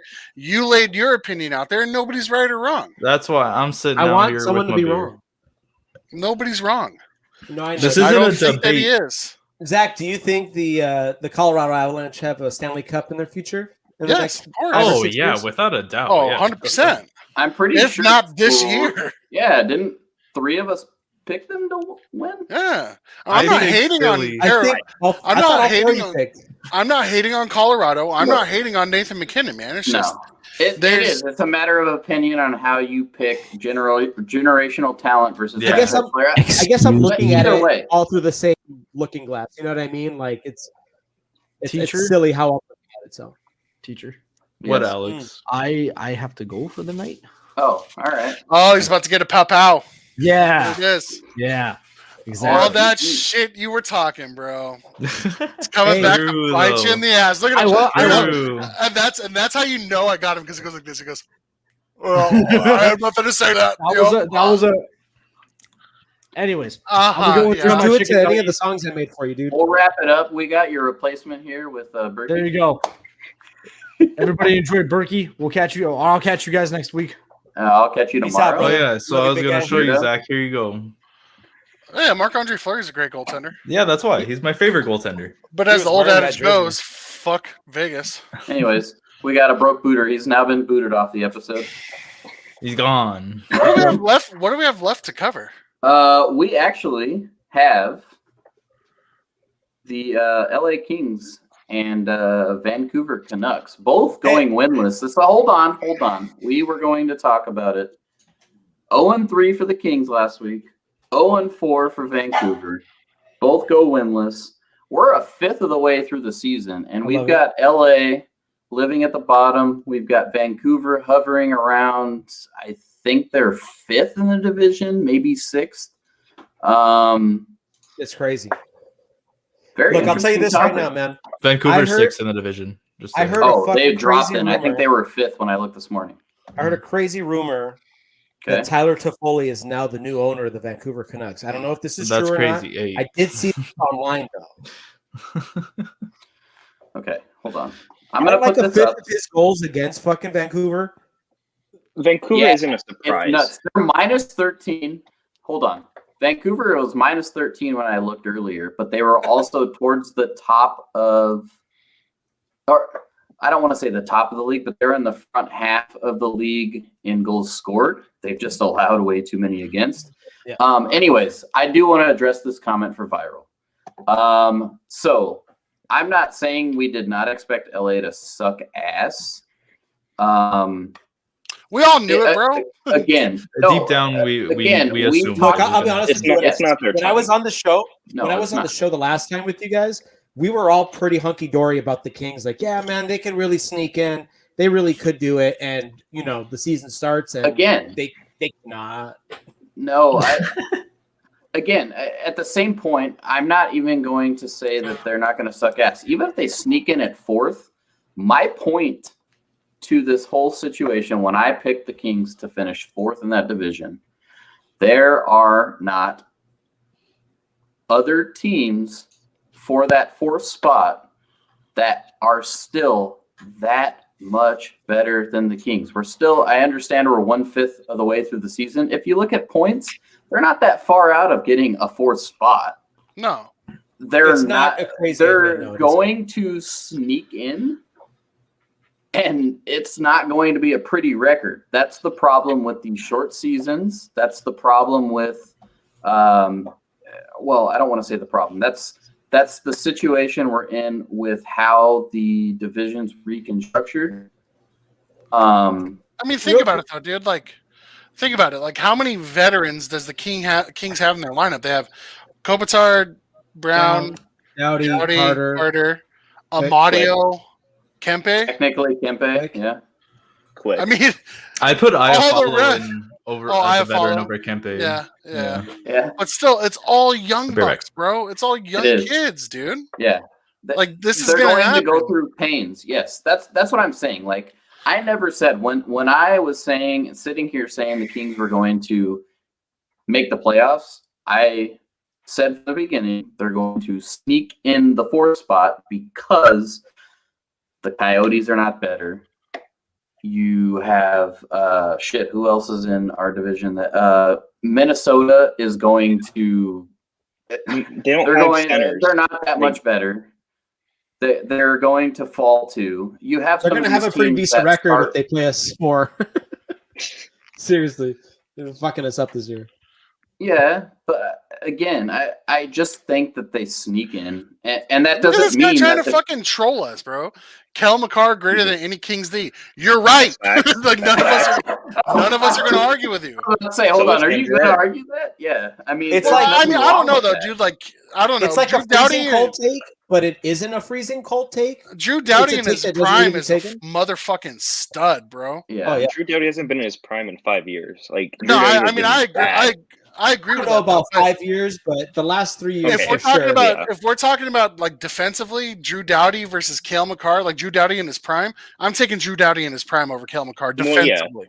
But Yeah. current times Well, where yeah, we stand right now, he hasn't hit his prime either. Yeah, I mean, it's Yeah. fair. We're talking about now. I think Kel McCarr's a It's stud. projection.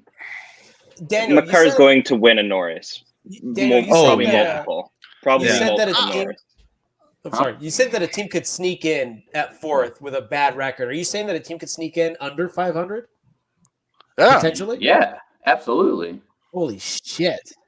Probably because Yeah, I mean, you have teams that do that anyways. Then when you have 8 spots for a normal season, you have That's guys right. that sneak in. But at the same point, you have a very, very bad West Division. That's like Yeah. some AFC. You East only bullshit have right there. you've got Vegas, Colorado, and St. Louis that are making Sure. the playoffs. Everybody For else sure. is up for grabs. Sharks are not good.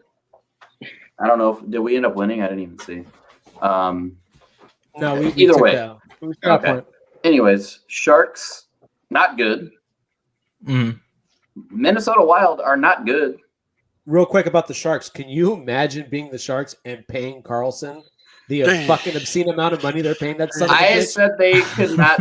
They shouldn't have done that when they did it. No. He That looks was a like he's terrible sick. move. He looks like It's he's so literally sick. the He's same- back. It's the His same jerseys are situation. tough. Actually, it's worse. That situation is worse than Toronto signing Tavares. Oh, of course. There's no 100%. reason they should have. I mean, either one of them should have. John signed Tavares him, is going to be but Tavares is at serviceable least- for the next 4 or 5 years. Yeah, Eric you'll be able Carlson- to use him. Eric Carlson Isn't should have never defenseman. came out west, bro. No, That was the problem. he's He not should meant never for the came West. out west. No. It was immediate, right? Like even like after the trade deadline when he came to San Jose, it was not the same guy. No, because what year that was that? That was the year they played the Avs in the playoffs, and they were getting away with a lot of shit. If you remember, they got that hand pass goal against St. Louis, the 5-minute against Vegas. The hand pass against Vegas too. Yeah, the offside call in Game 7 against Colorado. They derped their way through and got to the conference finals and got beat by. That's the best way to say it. They derped their way. I pulled that up for you. Yeah, I kind of egoed them to join, so that's all right. Manship will be fine with it. Well, he's just giving shit. As the old adage goes, bro, fuck them. Fuck man. Fuck him in the ear, man. Just fuck him and his cold ass take about Quentin Byfield, dude. Yeah, seriously. Wait, what was his take about Byfield? He just he calls him Busfield. Yeah, he calls him they just think he's a bust. Why? I wasn't the biggest fan of Byfield. Like, I know he's going to grow into his body definitely, and he's going to become an elite center. But that's not what right now, yeah. I know why. Byfield and think he looks so wonky and Wally looking. I know what it is, bro. I know what it is. I know why none of these guys like him, dude. It's because he's black. He's black. No, it's because he's black. I love Malcolm Subban. Malcolm Subban is my player name in Shell right now. He's a terrible goalie. Now I know you're right. He's a terrible goalie. No one likes him. I actually know Malcolm. I know Malcolm. Bro, none of these. I don't think any of these guys know what they're talking about when they're saying Quentin Byfield is a bust, bro. No. If you want to talk about a bust, watch YouTube videos and you based it off of YouTube videos. Yeah. They watched the WJC and said, "Man, this guy is complete ass." You watched just the finals, by the way, like just practically the finals, and you were like, "Oh man." Nobody wants to talk about Nathan McKinnon's performance in WJC, do they? But he's generational. He's generational. Who are you going to say was the bust? Generational, and I think Cole Perfetti. He's gonna be I a work bust? in the OHL, so I've seen all these OHL players like develop. I've never been a fan of Cole Perfetti. His skating isn't as good. Like, I know his shot's good, but until he becomes a more dimensional player, he's just not going to. I think he's on their taxi squad in Winnipeg right now, just because they're not playing at all. Well, the OHL is, but I don't know. Never been a big fan. He's small. He's not fast at all. It's just his shot. So it'll be interesting to see how he pans out over his career. I think he's Patrik Laine light. Nice. Not Patrik Laine is an elite shooter. I wouldn't say Perfetti is an elite shooter. I mean, at least Byfield has the complete package, man. He skates, has vision, has hands, and a shot. And he's huge. Yeah, he's huge, dude. He's a big kid. What do you do for the OHL? I'm an assistant equipment manager with the Kings of Frontenac. Oh shit! Nice, cool. dude. Yeah. So you saw Gabe Velarde coming up or not? Or was that before you started working there? Yeah, that was my first year. Was when we traded for him, Max Jones, Cliff Poo, Sean Day, all them made that little run. Wow. He was insane in juniors. Like we played. It was round 1 against North Bay. It went to triple overtime, and you could tell Velarde was done, and he's just like, "All right, give me the puck, and I'm gonna score," and he did. And I've always kid's a fucking stud, dude. He's a stud. I'm so happy that he's healthy, dude. Finally healthy. Yeah. Dude, we were talking earlier. I was watching the Kings OT, and dude, he took over that OT, bro. Just completely undressed Brent Burns in front of the net, and then fucking almost scored on the backhand. Martin Jones had to make an incredible save, dude. Yeah, Martin Jones made an incredible save on that shootout. Incredible save, and Martin Jones don't normally go into the same sentence anymore. No. Yeah. Do you guys remember the player I was talking about, like that like crazy ass scouting report that I was talking about? With one of the NHL prospects that was coming up this year. I'm trying to remember which player it was. I don't remember what player it was, but I remember it's just like, he is not good at all. Yeah, they were just like, he's got the talent, but like I wouldn't touch that with a 10-foot pole. That's like what a GM actually said or something. Yeah. That's so fucked. In that fucking draft. We were talking. They're like, he was completely off of our board. Yeah, for Brad's sake, like, so we were talking about like someone that had been drafted that was completely off of like anyone's draft board. And I had looked at the scouting report for them, and it was like one of the GMs had said something like, I don't care if you have a hard-on for this player, but I wouldn't touch them with a fucking 10-foot pole. Like, quote, that's exactly what they said. Yeah, you'll get that like, a lot. Like you have that Merkley that was drafted by the Sharks. Ryan Merkley? Yep. It wasn't him, but yes. Yeah, I remember Kings fans wanted to take him so bad, and it's like, no, bro, he is a cancer. He is a cancer. Yeah. Kirby Doc with a broken wrist, greater than McKinney. All right, Gio. Hold on. Zach, I'm going to need you to mute Gio. Oh, on it already. On it already. All right, this guy. This guy. That's ridiculous. Yeah. Like, Blackhawks? I don't know. Gio is a Blackhawks fan. Oh, okay. Well, that makes sense. That's a little bit better. Now, if he said something like maybe like Patrick Kane, maybe okay. I mean, it would be less ridiculous. Yeah, maybe. I mean, I said less ridiculous. I didn't say it was true. No, yeah, they're different players. Yes. True. Anyways, yes, Vancouver. I did want to get into this real quick. They went 0-4. They're sitting towards the bottom half of that Canadian division. All of us had Vancouver in the playoffs, I believe. Oh, without a doubt. Yep. Half of us chose Vancouver to win the division, I believe. 2 of 4 of us. I think I picked Toronto, but yeah. I know I picked Vancouver. I had Toronto in the playoffs. Or I mean, Vancouver. I was watching that episode, and I picked Vancouver. Yeah. I mean, so, again, yes, somebody said it earlier. This is the surprise. Vancouver was taking a step forward after last season. They look like a team primed to take a step forward. Their defensive core is getting better. They have young, elite talent. You got a guy like Quinn Hughes. You've got Pedersen. You've got Besser. You've got elite talent with Demko, and they signed Holtby. Yep. I mean, this is really surprising. I mean, I know again we're 10 to 15 games into the season, but at the same point, they look bad. Yeah, I'm not turnaround. A turnaround isn't likely. I don't foresee a turnaround for them at this point. It's bad hockey. I really can't tell you what it is. I don't know if it's a lack of effort or the system is fucking broken. It's just a weird happening in Vancouver right now. I mean, I'm curious, Brad. So what do you think, like, why is it not a surprise to you? I think it's not a surprise because you look at how many players had career years last year. I'm pretty sure JT Miller was like a point per game player. And you just, once you start getting those expectations, they can become harder to meet. And they're a young team, and they don't have a defense.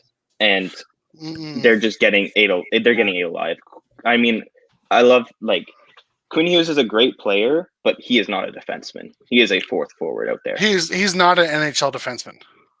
He's an NHL quarterback power play. Like, he is. You need to shelter him on your second and third pair. Yes, and run him on the power play strictly. And since Vancouver doesn't have the big guys to take the load off, you can't. And he's playing these minutes, and there's stats that say he is the worst defensive player in the league right now. Yeah, Oswald posted him in Discord. Yeah, posted by Oswald in Discord. I mean, his what stats are they taking into account? Corsi. Corsi, yeah, that's Corsi. what Corsi. Yeah, this is Corsi. He's a trash defenseman. Like, but isn't that completely different than how he played last year? I mean, last year he wasn't a great defenseman, but he had a defensive partner that, like, was actually competent. Yeah. Who's he playing with this year? Wait, who did he play with last year? Chris Tanev. Yeah, I can pull this up right now. Daily face-off. I can imagine Tanev taking a brunt of the pressure off for sure. Oh yeah, of course. That's his job, essentially. He's also a rookie. Man, I didn't realize. I mean, I knew it was a shit show, but fuck, man, it's really falling apart there in Vancouver a bit. I understand the Corsi numbers, but I still think, like, again, they did lose some big guys on like the defensive defenseman side, and you look at don't they have somebody missing for injury like pretty much the bulk of the season? He's playing with Jordy Ben right now. Playing with Jordy Ben, right? That's who I was going to say. Yeah. Could have sworn he was playing with Jordy Ben. He's playing with fucking Jordy Ben. Yikes, man. He doesn't have Jordy somebody Ben, to cover up his mistakes. Bottom pairing. He's a bottom pairing guy, and but what? It's just sorry, it's just so fucking crazy, man. It really is. This is why, like, I know I'm an Avs fan, so I'm extremely biased, but the Makar versus Hughes debate is no longer a debate anymore. No, that's not bias. It's not a debate at all. Like it's now Sam Girard versus Quinn Hughes. Yeah, right now. Sam Girard, he doesn't get enough love. That's insane. Not a biased take at all, because Makar literally is. I mean, somebody said it earlier. Makar is the standard for a young defenseman right now. He plays well defensively. He has the offensive capabilities. He can quarterback the power play. I mean, he could. There's nothing he can't do, really. Right. He is an elite talent. Quinn Hughes, I think, was going to be okay. Viral. Now you're starting to sound like manship there. Whoa. Yeah. I love John. Rough. I love John. I love Marino. Marino is great, but no. his offensive numbers just do not compare at all. We're all gonna at you now, Viral, for that bullshit. Everyone in the comments just add him for this fuck of it. That's a fucking funny ass. I think Viral did that on purpose, to be completely honest with you. Like, Marino's great. Like, I think Marino's a really good defenseman. I know it was a little bit early to give somebody a contract like that with flat cap. But that's what Pittsburgh does. That's Pittsburgh. I know. Viral, I understand what you're saying here. Offensive numbers doesn't matter, because we talk about it all the time. Carlson is not an elite defenseman at all. People look at numbers. Makar does it both. Makar plays very lockdown defense, and he has the offensive numbers. It's not a one way or the other. You get Carlson, you're taking offensive numbers, you're getting completely shit canned. That's what you live and die by with Carlson. Or a little Tyson bit different Berry. situation. Yeah, or Tyson. Exactly. Yeah, that experiment. Or Quinn Hughes. So far, it's proven. I mean, that was a little surprising to me, because I thought Quinn Hughes was much better defensively than he's showing out to be. He's a very, like, he does not use his physicality whatsoever. He's a very small player. He's all about taking sticks away. Like last season, I'm pretty sure he had 7 hits all season. Like, he's all about positioning, and if he gets beat, he's a great skater, but I don't think he's fast enough to catch up to some players that will blow by him. Well, he's got to get better at positioning. Yeah. Who are we talking about here? Quinn Hughes. He's all about positioning, is what he's saying. Stick checking. He doesn't use physicality as a defenseman, which, I mean, it's true. He's a much smaller defenseman, but yeah. So, but other defensemen can do it. Look at Sam Girard. Sam Girard is a great defensive defenseman at 5'9", 150 pounds. I like Sam Girard, man. I like Sam Girard a lot. He's the most underrated. He's one of the most underrated players. He's quick.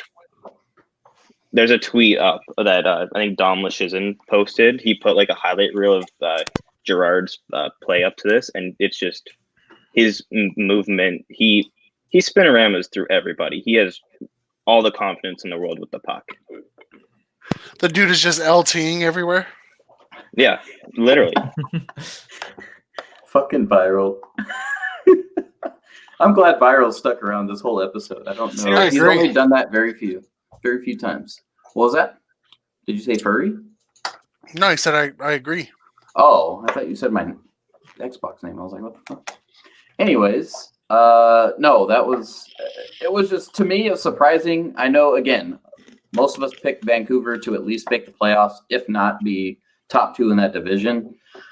But it has not gone well for them, and I don't know that it's going to turn around because now, I mean, Montreal is really just taking. If you want to look at, I put my predictions in the private chat. These are what I had before the season started. So if you want to just take a look, I like it.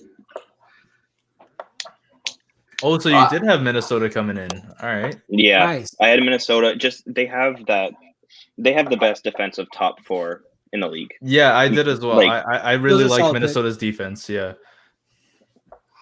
Oh yeah, I like Minnesota's defense, and I thought Cam Talbot, like, as much as I don't like giving him chances, I keep constantly doing it. Yeah. And so at first I was like giving him a chance at like, okay, maybe he could actually do well. because Berkey has. But now it doesn't matter. Berkey has awesome takes and has been very thorough with all of his discussion points here. I want to make sure I give him his predictions here. So he had in the West, Colorado, Vegas, St. Louis, and Minnesota. Mm-hmm. Again, not unfair. It was kind of a toss-up for most of us between Minnesota and LA. And Arizona. I had who's number rough. 4 right now, but Yeah. Central, Tampa Bay, Carolina, Columbus, Nashville. Mhm. Again, Nashville isn't looking too hot right now. no, they are not. But Columbus also completely just reshaped the roster and their whole. GM needs to go in Nashville. Yeah. Yeah. There's something they wrong need a with culture Nashville. change. When there's something wrong when you get players like Kyle Turris, Matt Duchene, Ryan Johansson, and they just never live up. Yeah, exactly. Yeah, they just start digressing from there, and they still have an elite. They have an elite defense with the big 3 with Yossi, Ellis, and Ekholm. Oh yeah. Mm-hmm. Yep. Then you got Philadelphia, Washington, Islanders, and Pittsburgh. I'd like to say something about this. The New York Rangers are better than the Islanders, Zach. Yeah, man. They're Talk barely about better than the ice Kings. cold takes. The iciest of all. Zach's just sitting there. What do you want me to say, Nick? I don't know. Bro, they are the bottom of the league right now. I mean, granted, They're like both I don't think bubble they teams. stay. I think I disagree. the Rangers are a bubble. Well, I disagree with you. I think the Islanders are a much better team than the Rangers. I don't even think it's close. I don't even know. You mean I don't think Varlamov it's with 3 shutouts? What? Yeah. Still kind of disappointing Islanders- though that the Sabres aren't doing as well as they are. But yeah. Yeah. I think. I mean, we had As always. interchangeable. We had a couple. That was the most interchangeable division I think that we had. Yeah. But granted, I think you know, most of us. I think we all had Philadelphia at the top of that division. oh yeah, the East Division is absolutely just- the most competitive division. I picked the Rangers so that when they do make it, I could be like, suck my dick. You guys didn't fucking predict them. I Very- predicted them. I'm that's smart. fair. So then you could That's tell fair. Manship that you were wrong and Lafreniere is an elite talent. Is that what you were hoping to do? Yikes. Fuck no. You But listen, just because the Rangers make it doesn't mean that Lafreniere is an Lafreniere was elite. good. Yeah. I agree. I know. agree. That's fine. Anyways, moving on, we had the North Division. You had Montreal, Toronto, Calgary, and Edmonton. Did you have Montreal in first, or was that out of Yep. order? That Is is it in first. order? I had them Okay. first. That's in order. Oh, okay. Wow. I'm high on Calgary. I know Johnny Gaudreau has been bad the past couple years, but it's gonna come. He's gonna come Yeah, for him. He's for sure. too talented. He's already showed that he's starting to bounce back this season. And I think them getting Markstrom, while I don't like that contract, that is way too expensive for Markstrom. He's still a really good goalie right now. Yep. And that was their main problem because they were running David Riddick and Cam Talbot. And then 2 years before that, they had Mike Smith. They were always looking for another goalie. Mhm. It's just their defense. I'm just going to pretend Mike you Smith. listened to our preseason. I'm just going to pretend you listened to our preseason podcast there. Because that's exactly what we said. We talked about Calgary, their goalie situation. Markstrom probably too much for AAV, but again, solid goaltender. He's you hope you're not paying that much for a stopgap, but at the same point, he's an older goaltender. But he can get it done. I agree. I think this division, I had the same teams. I had Toronto. Oh no, I didn't. I didn't have Montreal. I had Vancouver. In that spot. Vancouver.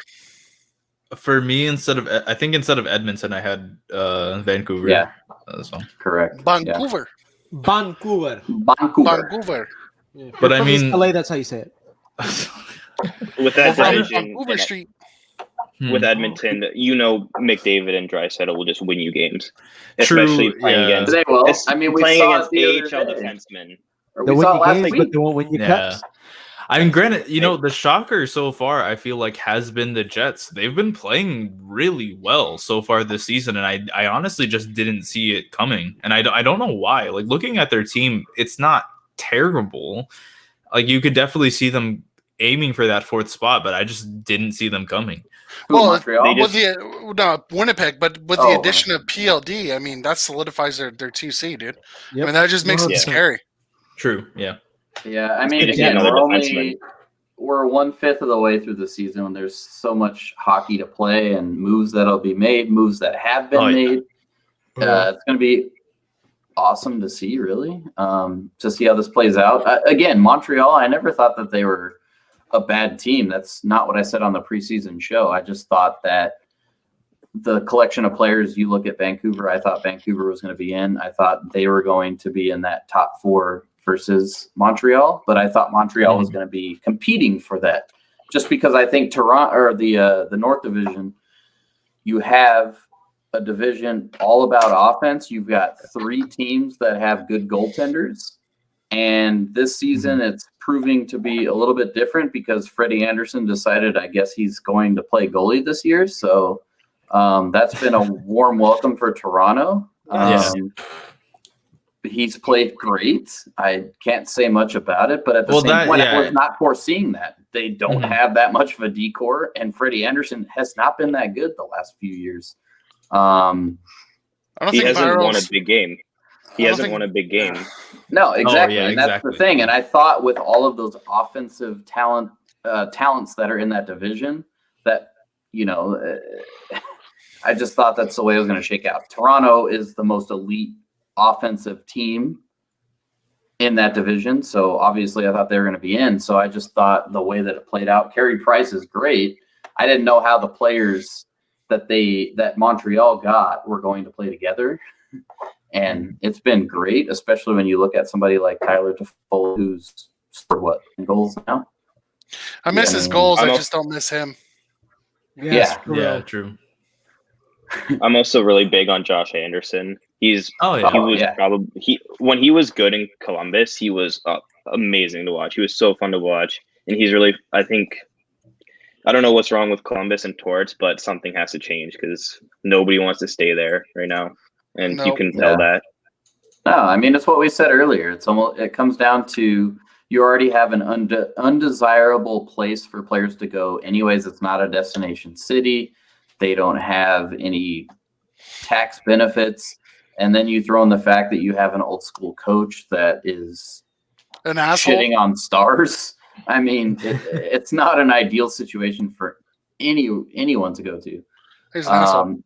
Viral, I did not say Ohio is not fantastic. I've never been, but it's not a destination place that people say, holy shit, I gotta go to Ohio. As someone that has finally been to Cincinnati and stayed there for 2 months, I can say that there is literally nothing to do in fucking Ohio. There's nothing. Hold on. He's not going to try to convince us this. He says all the time there's not much to do in Ohio. There's nothing to do. Like, okay, granted, I'm from LA. I need to take, hold on. Can someone take that fucking pen away from Daniel? No. I need you to stop pointing at me with it, all right? Yeah, you're being very authoritative with it, and I don't like it. Yeah, it was sitting here, so I like messing around with it. I don't know. I feel like you're going to have a signed document. Did you go? Hold on. Did you go to the restaurant? I never did. I think it was like something like 6 miles away was the closest one to Cincy. So I don't know. I didn't end up going there. You can tip cows. Oh yeah, that's fun. Wow, you guys are boring Zach to death. Yeah, talking about Roosters. I don't think I ever saw a Roosters anywhere near where I was in Cincy. Viral. Unbelievable. Unbelievable. 6 miles away. Look at that. I told you. I'm pretty sure I gave you the address. I don't think there was one actually near Cincy. Like that close to Cincy. I'm not gonna go 6 miles when when it's snowing and I'm a little California boy. I don't know how that works. I don't know the snow. That's fair. That's fair. Yeah, snow's fucked up. Anyways, I think that's pretty much what we had as far as takes. This has worked much better, I think, than rifling through stupid news. Oh yeah. Berkey, thank you for joining us. I appreciate it. Thank you for having me. You can stick around. We have one thing left to do. I know we kind of showed our beers. Yep. You want to go first, Dave, Mr. Guest? What Sure, was your thank beer you, of the guys. week? Well, first, I'd like to thank you guys for having me on again. You guys are fucking always great. Can't believe you actually came on. Well, 2 times in a row that you guys asked me to do it, and I did it. So you really can't use that anymore. Heyo! So, AKA Whipping that chunky thing on. Suck my dick. Beer of the week, mind you, I took a dry January, didn't drink for a whole month. So this is like the 3rd beer I've had. So this is from Common Space, and it is a plum and apricot kettle soured ale. It's pretty fucking good. Nice. I'd give her a 9. I had to. Oh, we'll get pretty to high the up there. rating scale, but it's a 9. I like it. I like it. I went with the Snowball from Decadent Ales. It's an imperial stout brewed with chocolate fudge, coconut, and Madagascar vanilla beans. Man, that shit was next level, bro. Like I had an intergalactic orgasm, man. That shit was dang. Intergalactic orgasm. There's like loads of ejaculate in your underwear right now. I'm sure. There is. I'm like a dump truck, just dumping loads all over the place, James. If you don't wash that off soon enough, it will stick and adhere to your leg. My underwear are currently cemented to me. Thank you. I worry about your penis. Scott, you want to go next or last? I can go now. I got the New Holland Brewing Company Dragon's Milk. Kind of a classic. A lot of people know about it. It's a bourbon barrel aged stout. I like it. You know, I'm a big fan of bourbon, so yeah, he's a bourbon tagged me with that. Beer guy, so yeah, exactly. Kind of steered him towards stouts, and I am. Yeah, I was gonna say I am more of a stout guy. I've noticed. Just watch out because you will get diabetes. Yeah, for sure. Diabetes. For sure. Lots of sugar. Stouts are very sweet. Oh yeah. Yes. I did not viral. Did you get any bourbon taste in your beer? You get more of the like a smell than necessarily the actual taste. It's the original. Viral asks, did you have Brewdog while here? I did not, so I'm not really a beer guy. He's not a beer guy. Viral. He also did forget to go to Brewdog and get it for me, so very disappointing. While in Cincy, though, I did have a ton of Kentucky bourbon since that was, of course, popular, and Kentucky's literally right there. This is true. And then for me, I had the Peaches and Cream Illa from Full Circle Brewing Company. Banger right there. That's a milkshake IPA. So they have a couple variations. Their original was just the Illa, which is vanilla. Yes, vanilla. This one is peaches and cream. So peaches and vanilla. 6.5 ABV. They rate it with skulls, so they have the color 2 skulls, the malt 1 skull out of 5. These are all out of 5, and then the hops 4 out of 5. I don't know what. I mean, the hops I can taste, so I guess they probably have to put more in the milkshake style because probably not a lot of bittering hops. No, it's not bitter. It's very creamy. A lot of mosaic, probably. Everything I've had from in that bitch. Yeah, there's lactose in here. Again, it's sugar, some bullshit. Who knows? Probably some skim milk, some goat's milk. Some goat milk, yeah. But again, it's very it's creamy. It's not overly creamy like some of the milkshake IPAs, even though they're all good. Even though they're all delicious, they're not overly creamy. Stop saying creamy for sure. Stop saying creamy.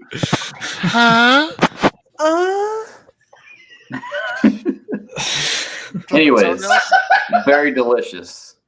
Cream Daddy Pujols. There you go. You know, Brad, I just noticed your name, Brad. I haven't noticed it this entire stream. I changed it 20 minutes ago. Yeah, he changed it. That's fucking sick as fuck. But yeah, really good. Really really good beer. Seek it out. They've had it, Dave and Zach. Just the ball. I've had the blueberry. Oh, the I've had the blueberry. blueberry. Yeah, the Blueberry was also good. I had it, but the peaches one is my favorite, I think. Peaches is bomb. The Illa was whatever, but yeah, peaches is my favorite one. Yeah, me too. I remember I went to a liquor store and I was like, "Oh, you have any milkshake IPAs?" And they're like, "Yeah, try this Illa." And like, it's a milkshake IPA. I took it home and was like, "This is a fucking regular IPA with vanilla in it, asshole." I hate when they do that. Zach. Liberal AC 130, dude. Hey, Daniel, what are you doing? Just clipping my toenails. Clip. Y'all are crazy. I still don't understand how you thought it was me. I don't know, bro. We're all fucking. Yeah, we're all drinking, dude. Yeah, we're all drunk playing Xbox, and then all we hear is like a clip. Like, what are you doing? Clipping Speaking of drunk playing Xbox, kind of down. No, you're not. Dave and I are supposed to get into some Battlefield, but we can get into whatever you want. Yeah, go do that. It's a little late for Daddy, but we'll see what's up. Rating scale. Wait, how do you guys do it again? We come up with some either funny or interesting. Why don't we do the Clydesdale scales? Bro, I'm frozen again. Jesus. No, how many unhappy Columbus players? It's delayed. Whoa, dude, that took you forever to catch up. You're still catching up. This is crazy. Yeah, I know. That's wild. Okay, there we go. No. No, now not you're doing yet. something with your penis. Okay, wait. I'm caught up now. I'm good. Okay. How many There we go. unhappy Columbus players? On a scale of 1 to 10 unhappy Columbus players? Personally, for me, with the Dragon's Milk, I'd say 9 unhappy Columbus players. I like virals. I like virals. The moan scales. Okay. So I'd give it 9 out of 10 moans for me. So mine is.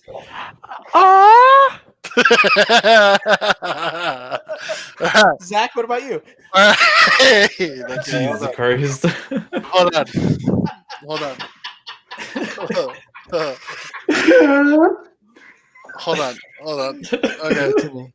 All right, here we go.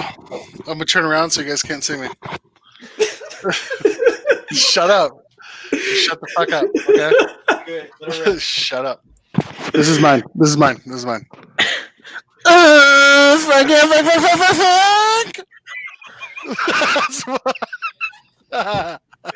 making me sweat. Oh, that's mine, bro. That's how good it was.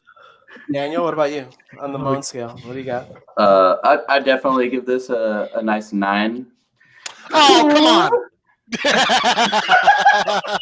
That sounded like a fucking 5. Yeah, dude, that doesn't sound like no 9. Yeah, you're not coming from that. Holy shit.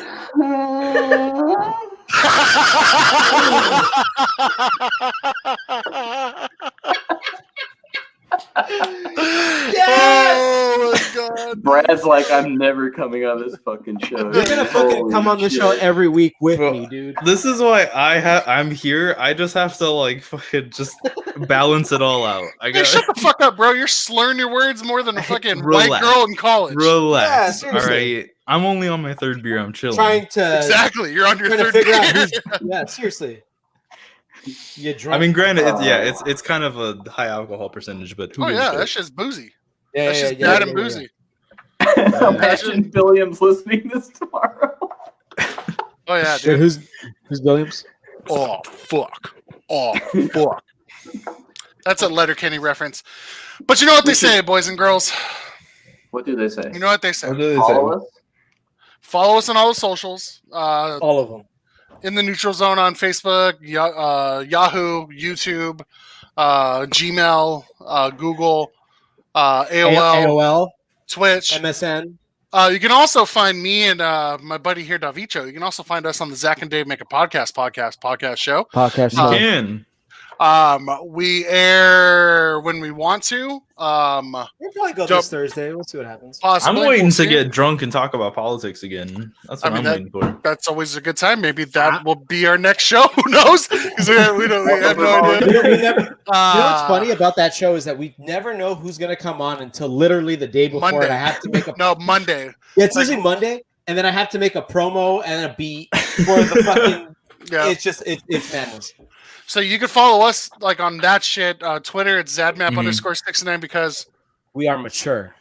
And then Instagram, Zadmap_69 because I'm the one who handles it, and I like the number 69. Yep. And then on Facebook, you can also find us. Zach and Dave make a podcast. That's it. Yeah. Oh, I thought you were at those. Well, because Zach is handling the Facebook, I didn't handle that one. Essentially, I'm the immature one. But I also had this other thing. I said it earlier. But if anyone who's listening to this likes to collab on music, I am fucking working on a project right now that I have called Dick Sucker Music to Fuck To, Volume 1. I'm not lying. It's a real thing. But if you're into bands like Thievery Corporation or like anything that sounds like you're making beats, hit me up. I fucking love it. I love it. Dick Sucker Music. Hey, and shout out to Brad. Honestly, like shout out to our surprise guest, Brad. Really appreciate you being on the show, man. Thanks, buddy. Shout out Minnesota Cooks for fucking bringing the fucking heat and showing Zach what the fuck was up right now about McKinnon. Hey, I'm still with you, Zach. My boy. I'm with you all the way, Zach. I appreciate it. I like it when people step up to Zach. Turns me on. Yeah. Later. I mean, all right. All right. Again, it's a matter of opinion, but okay. But boys and girls, you know what they said. What do With they that say, being Zach? said, With that being said, hey. Bye.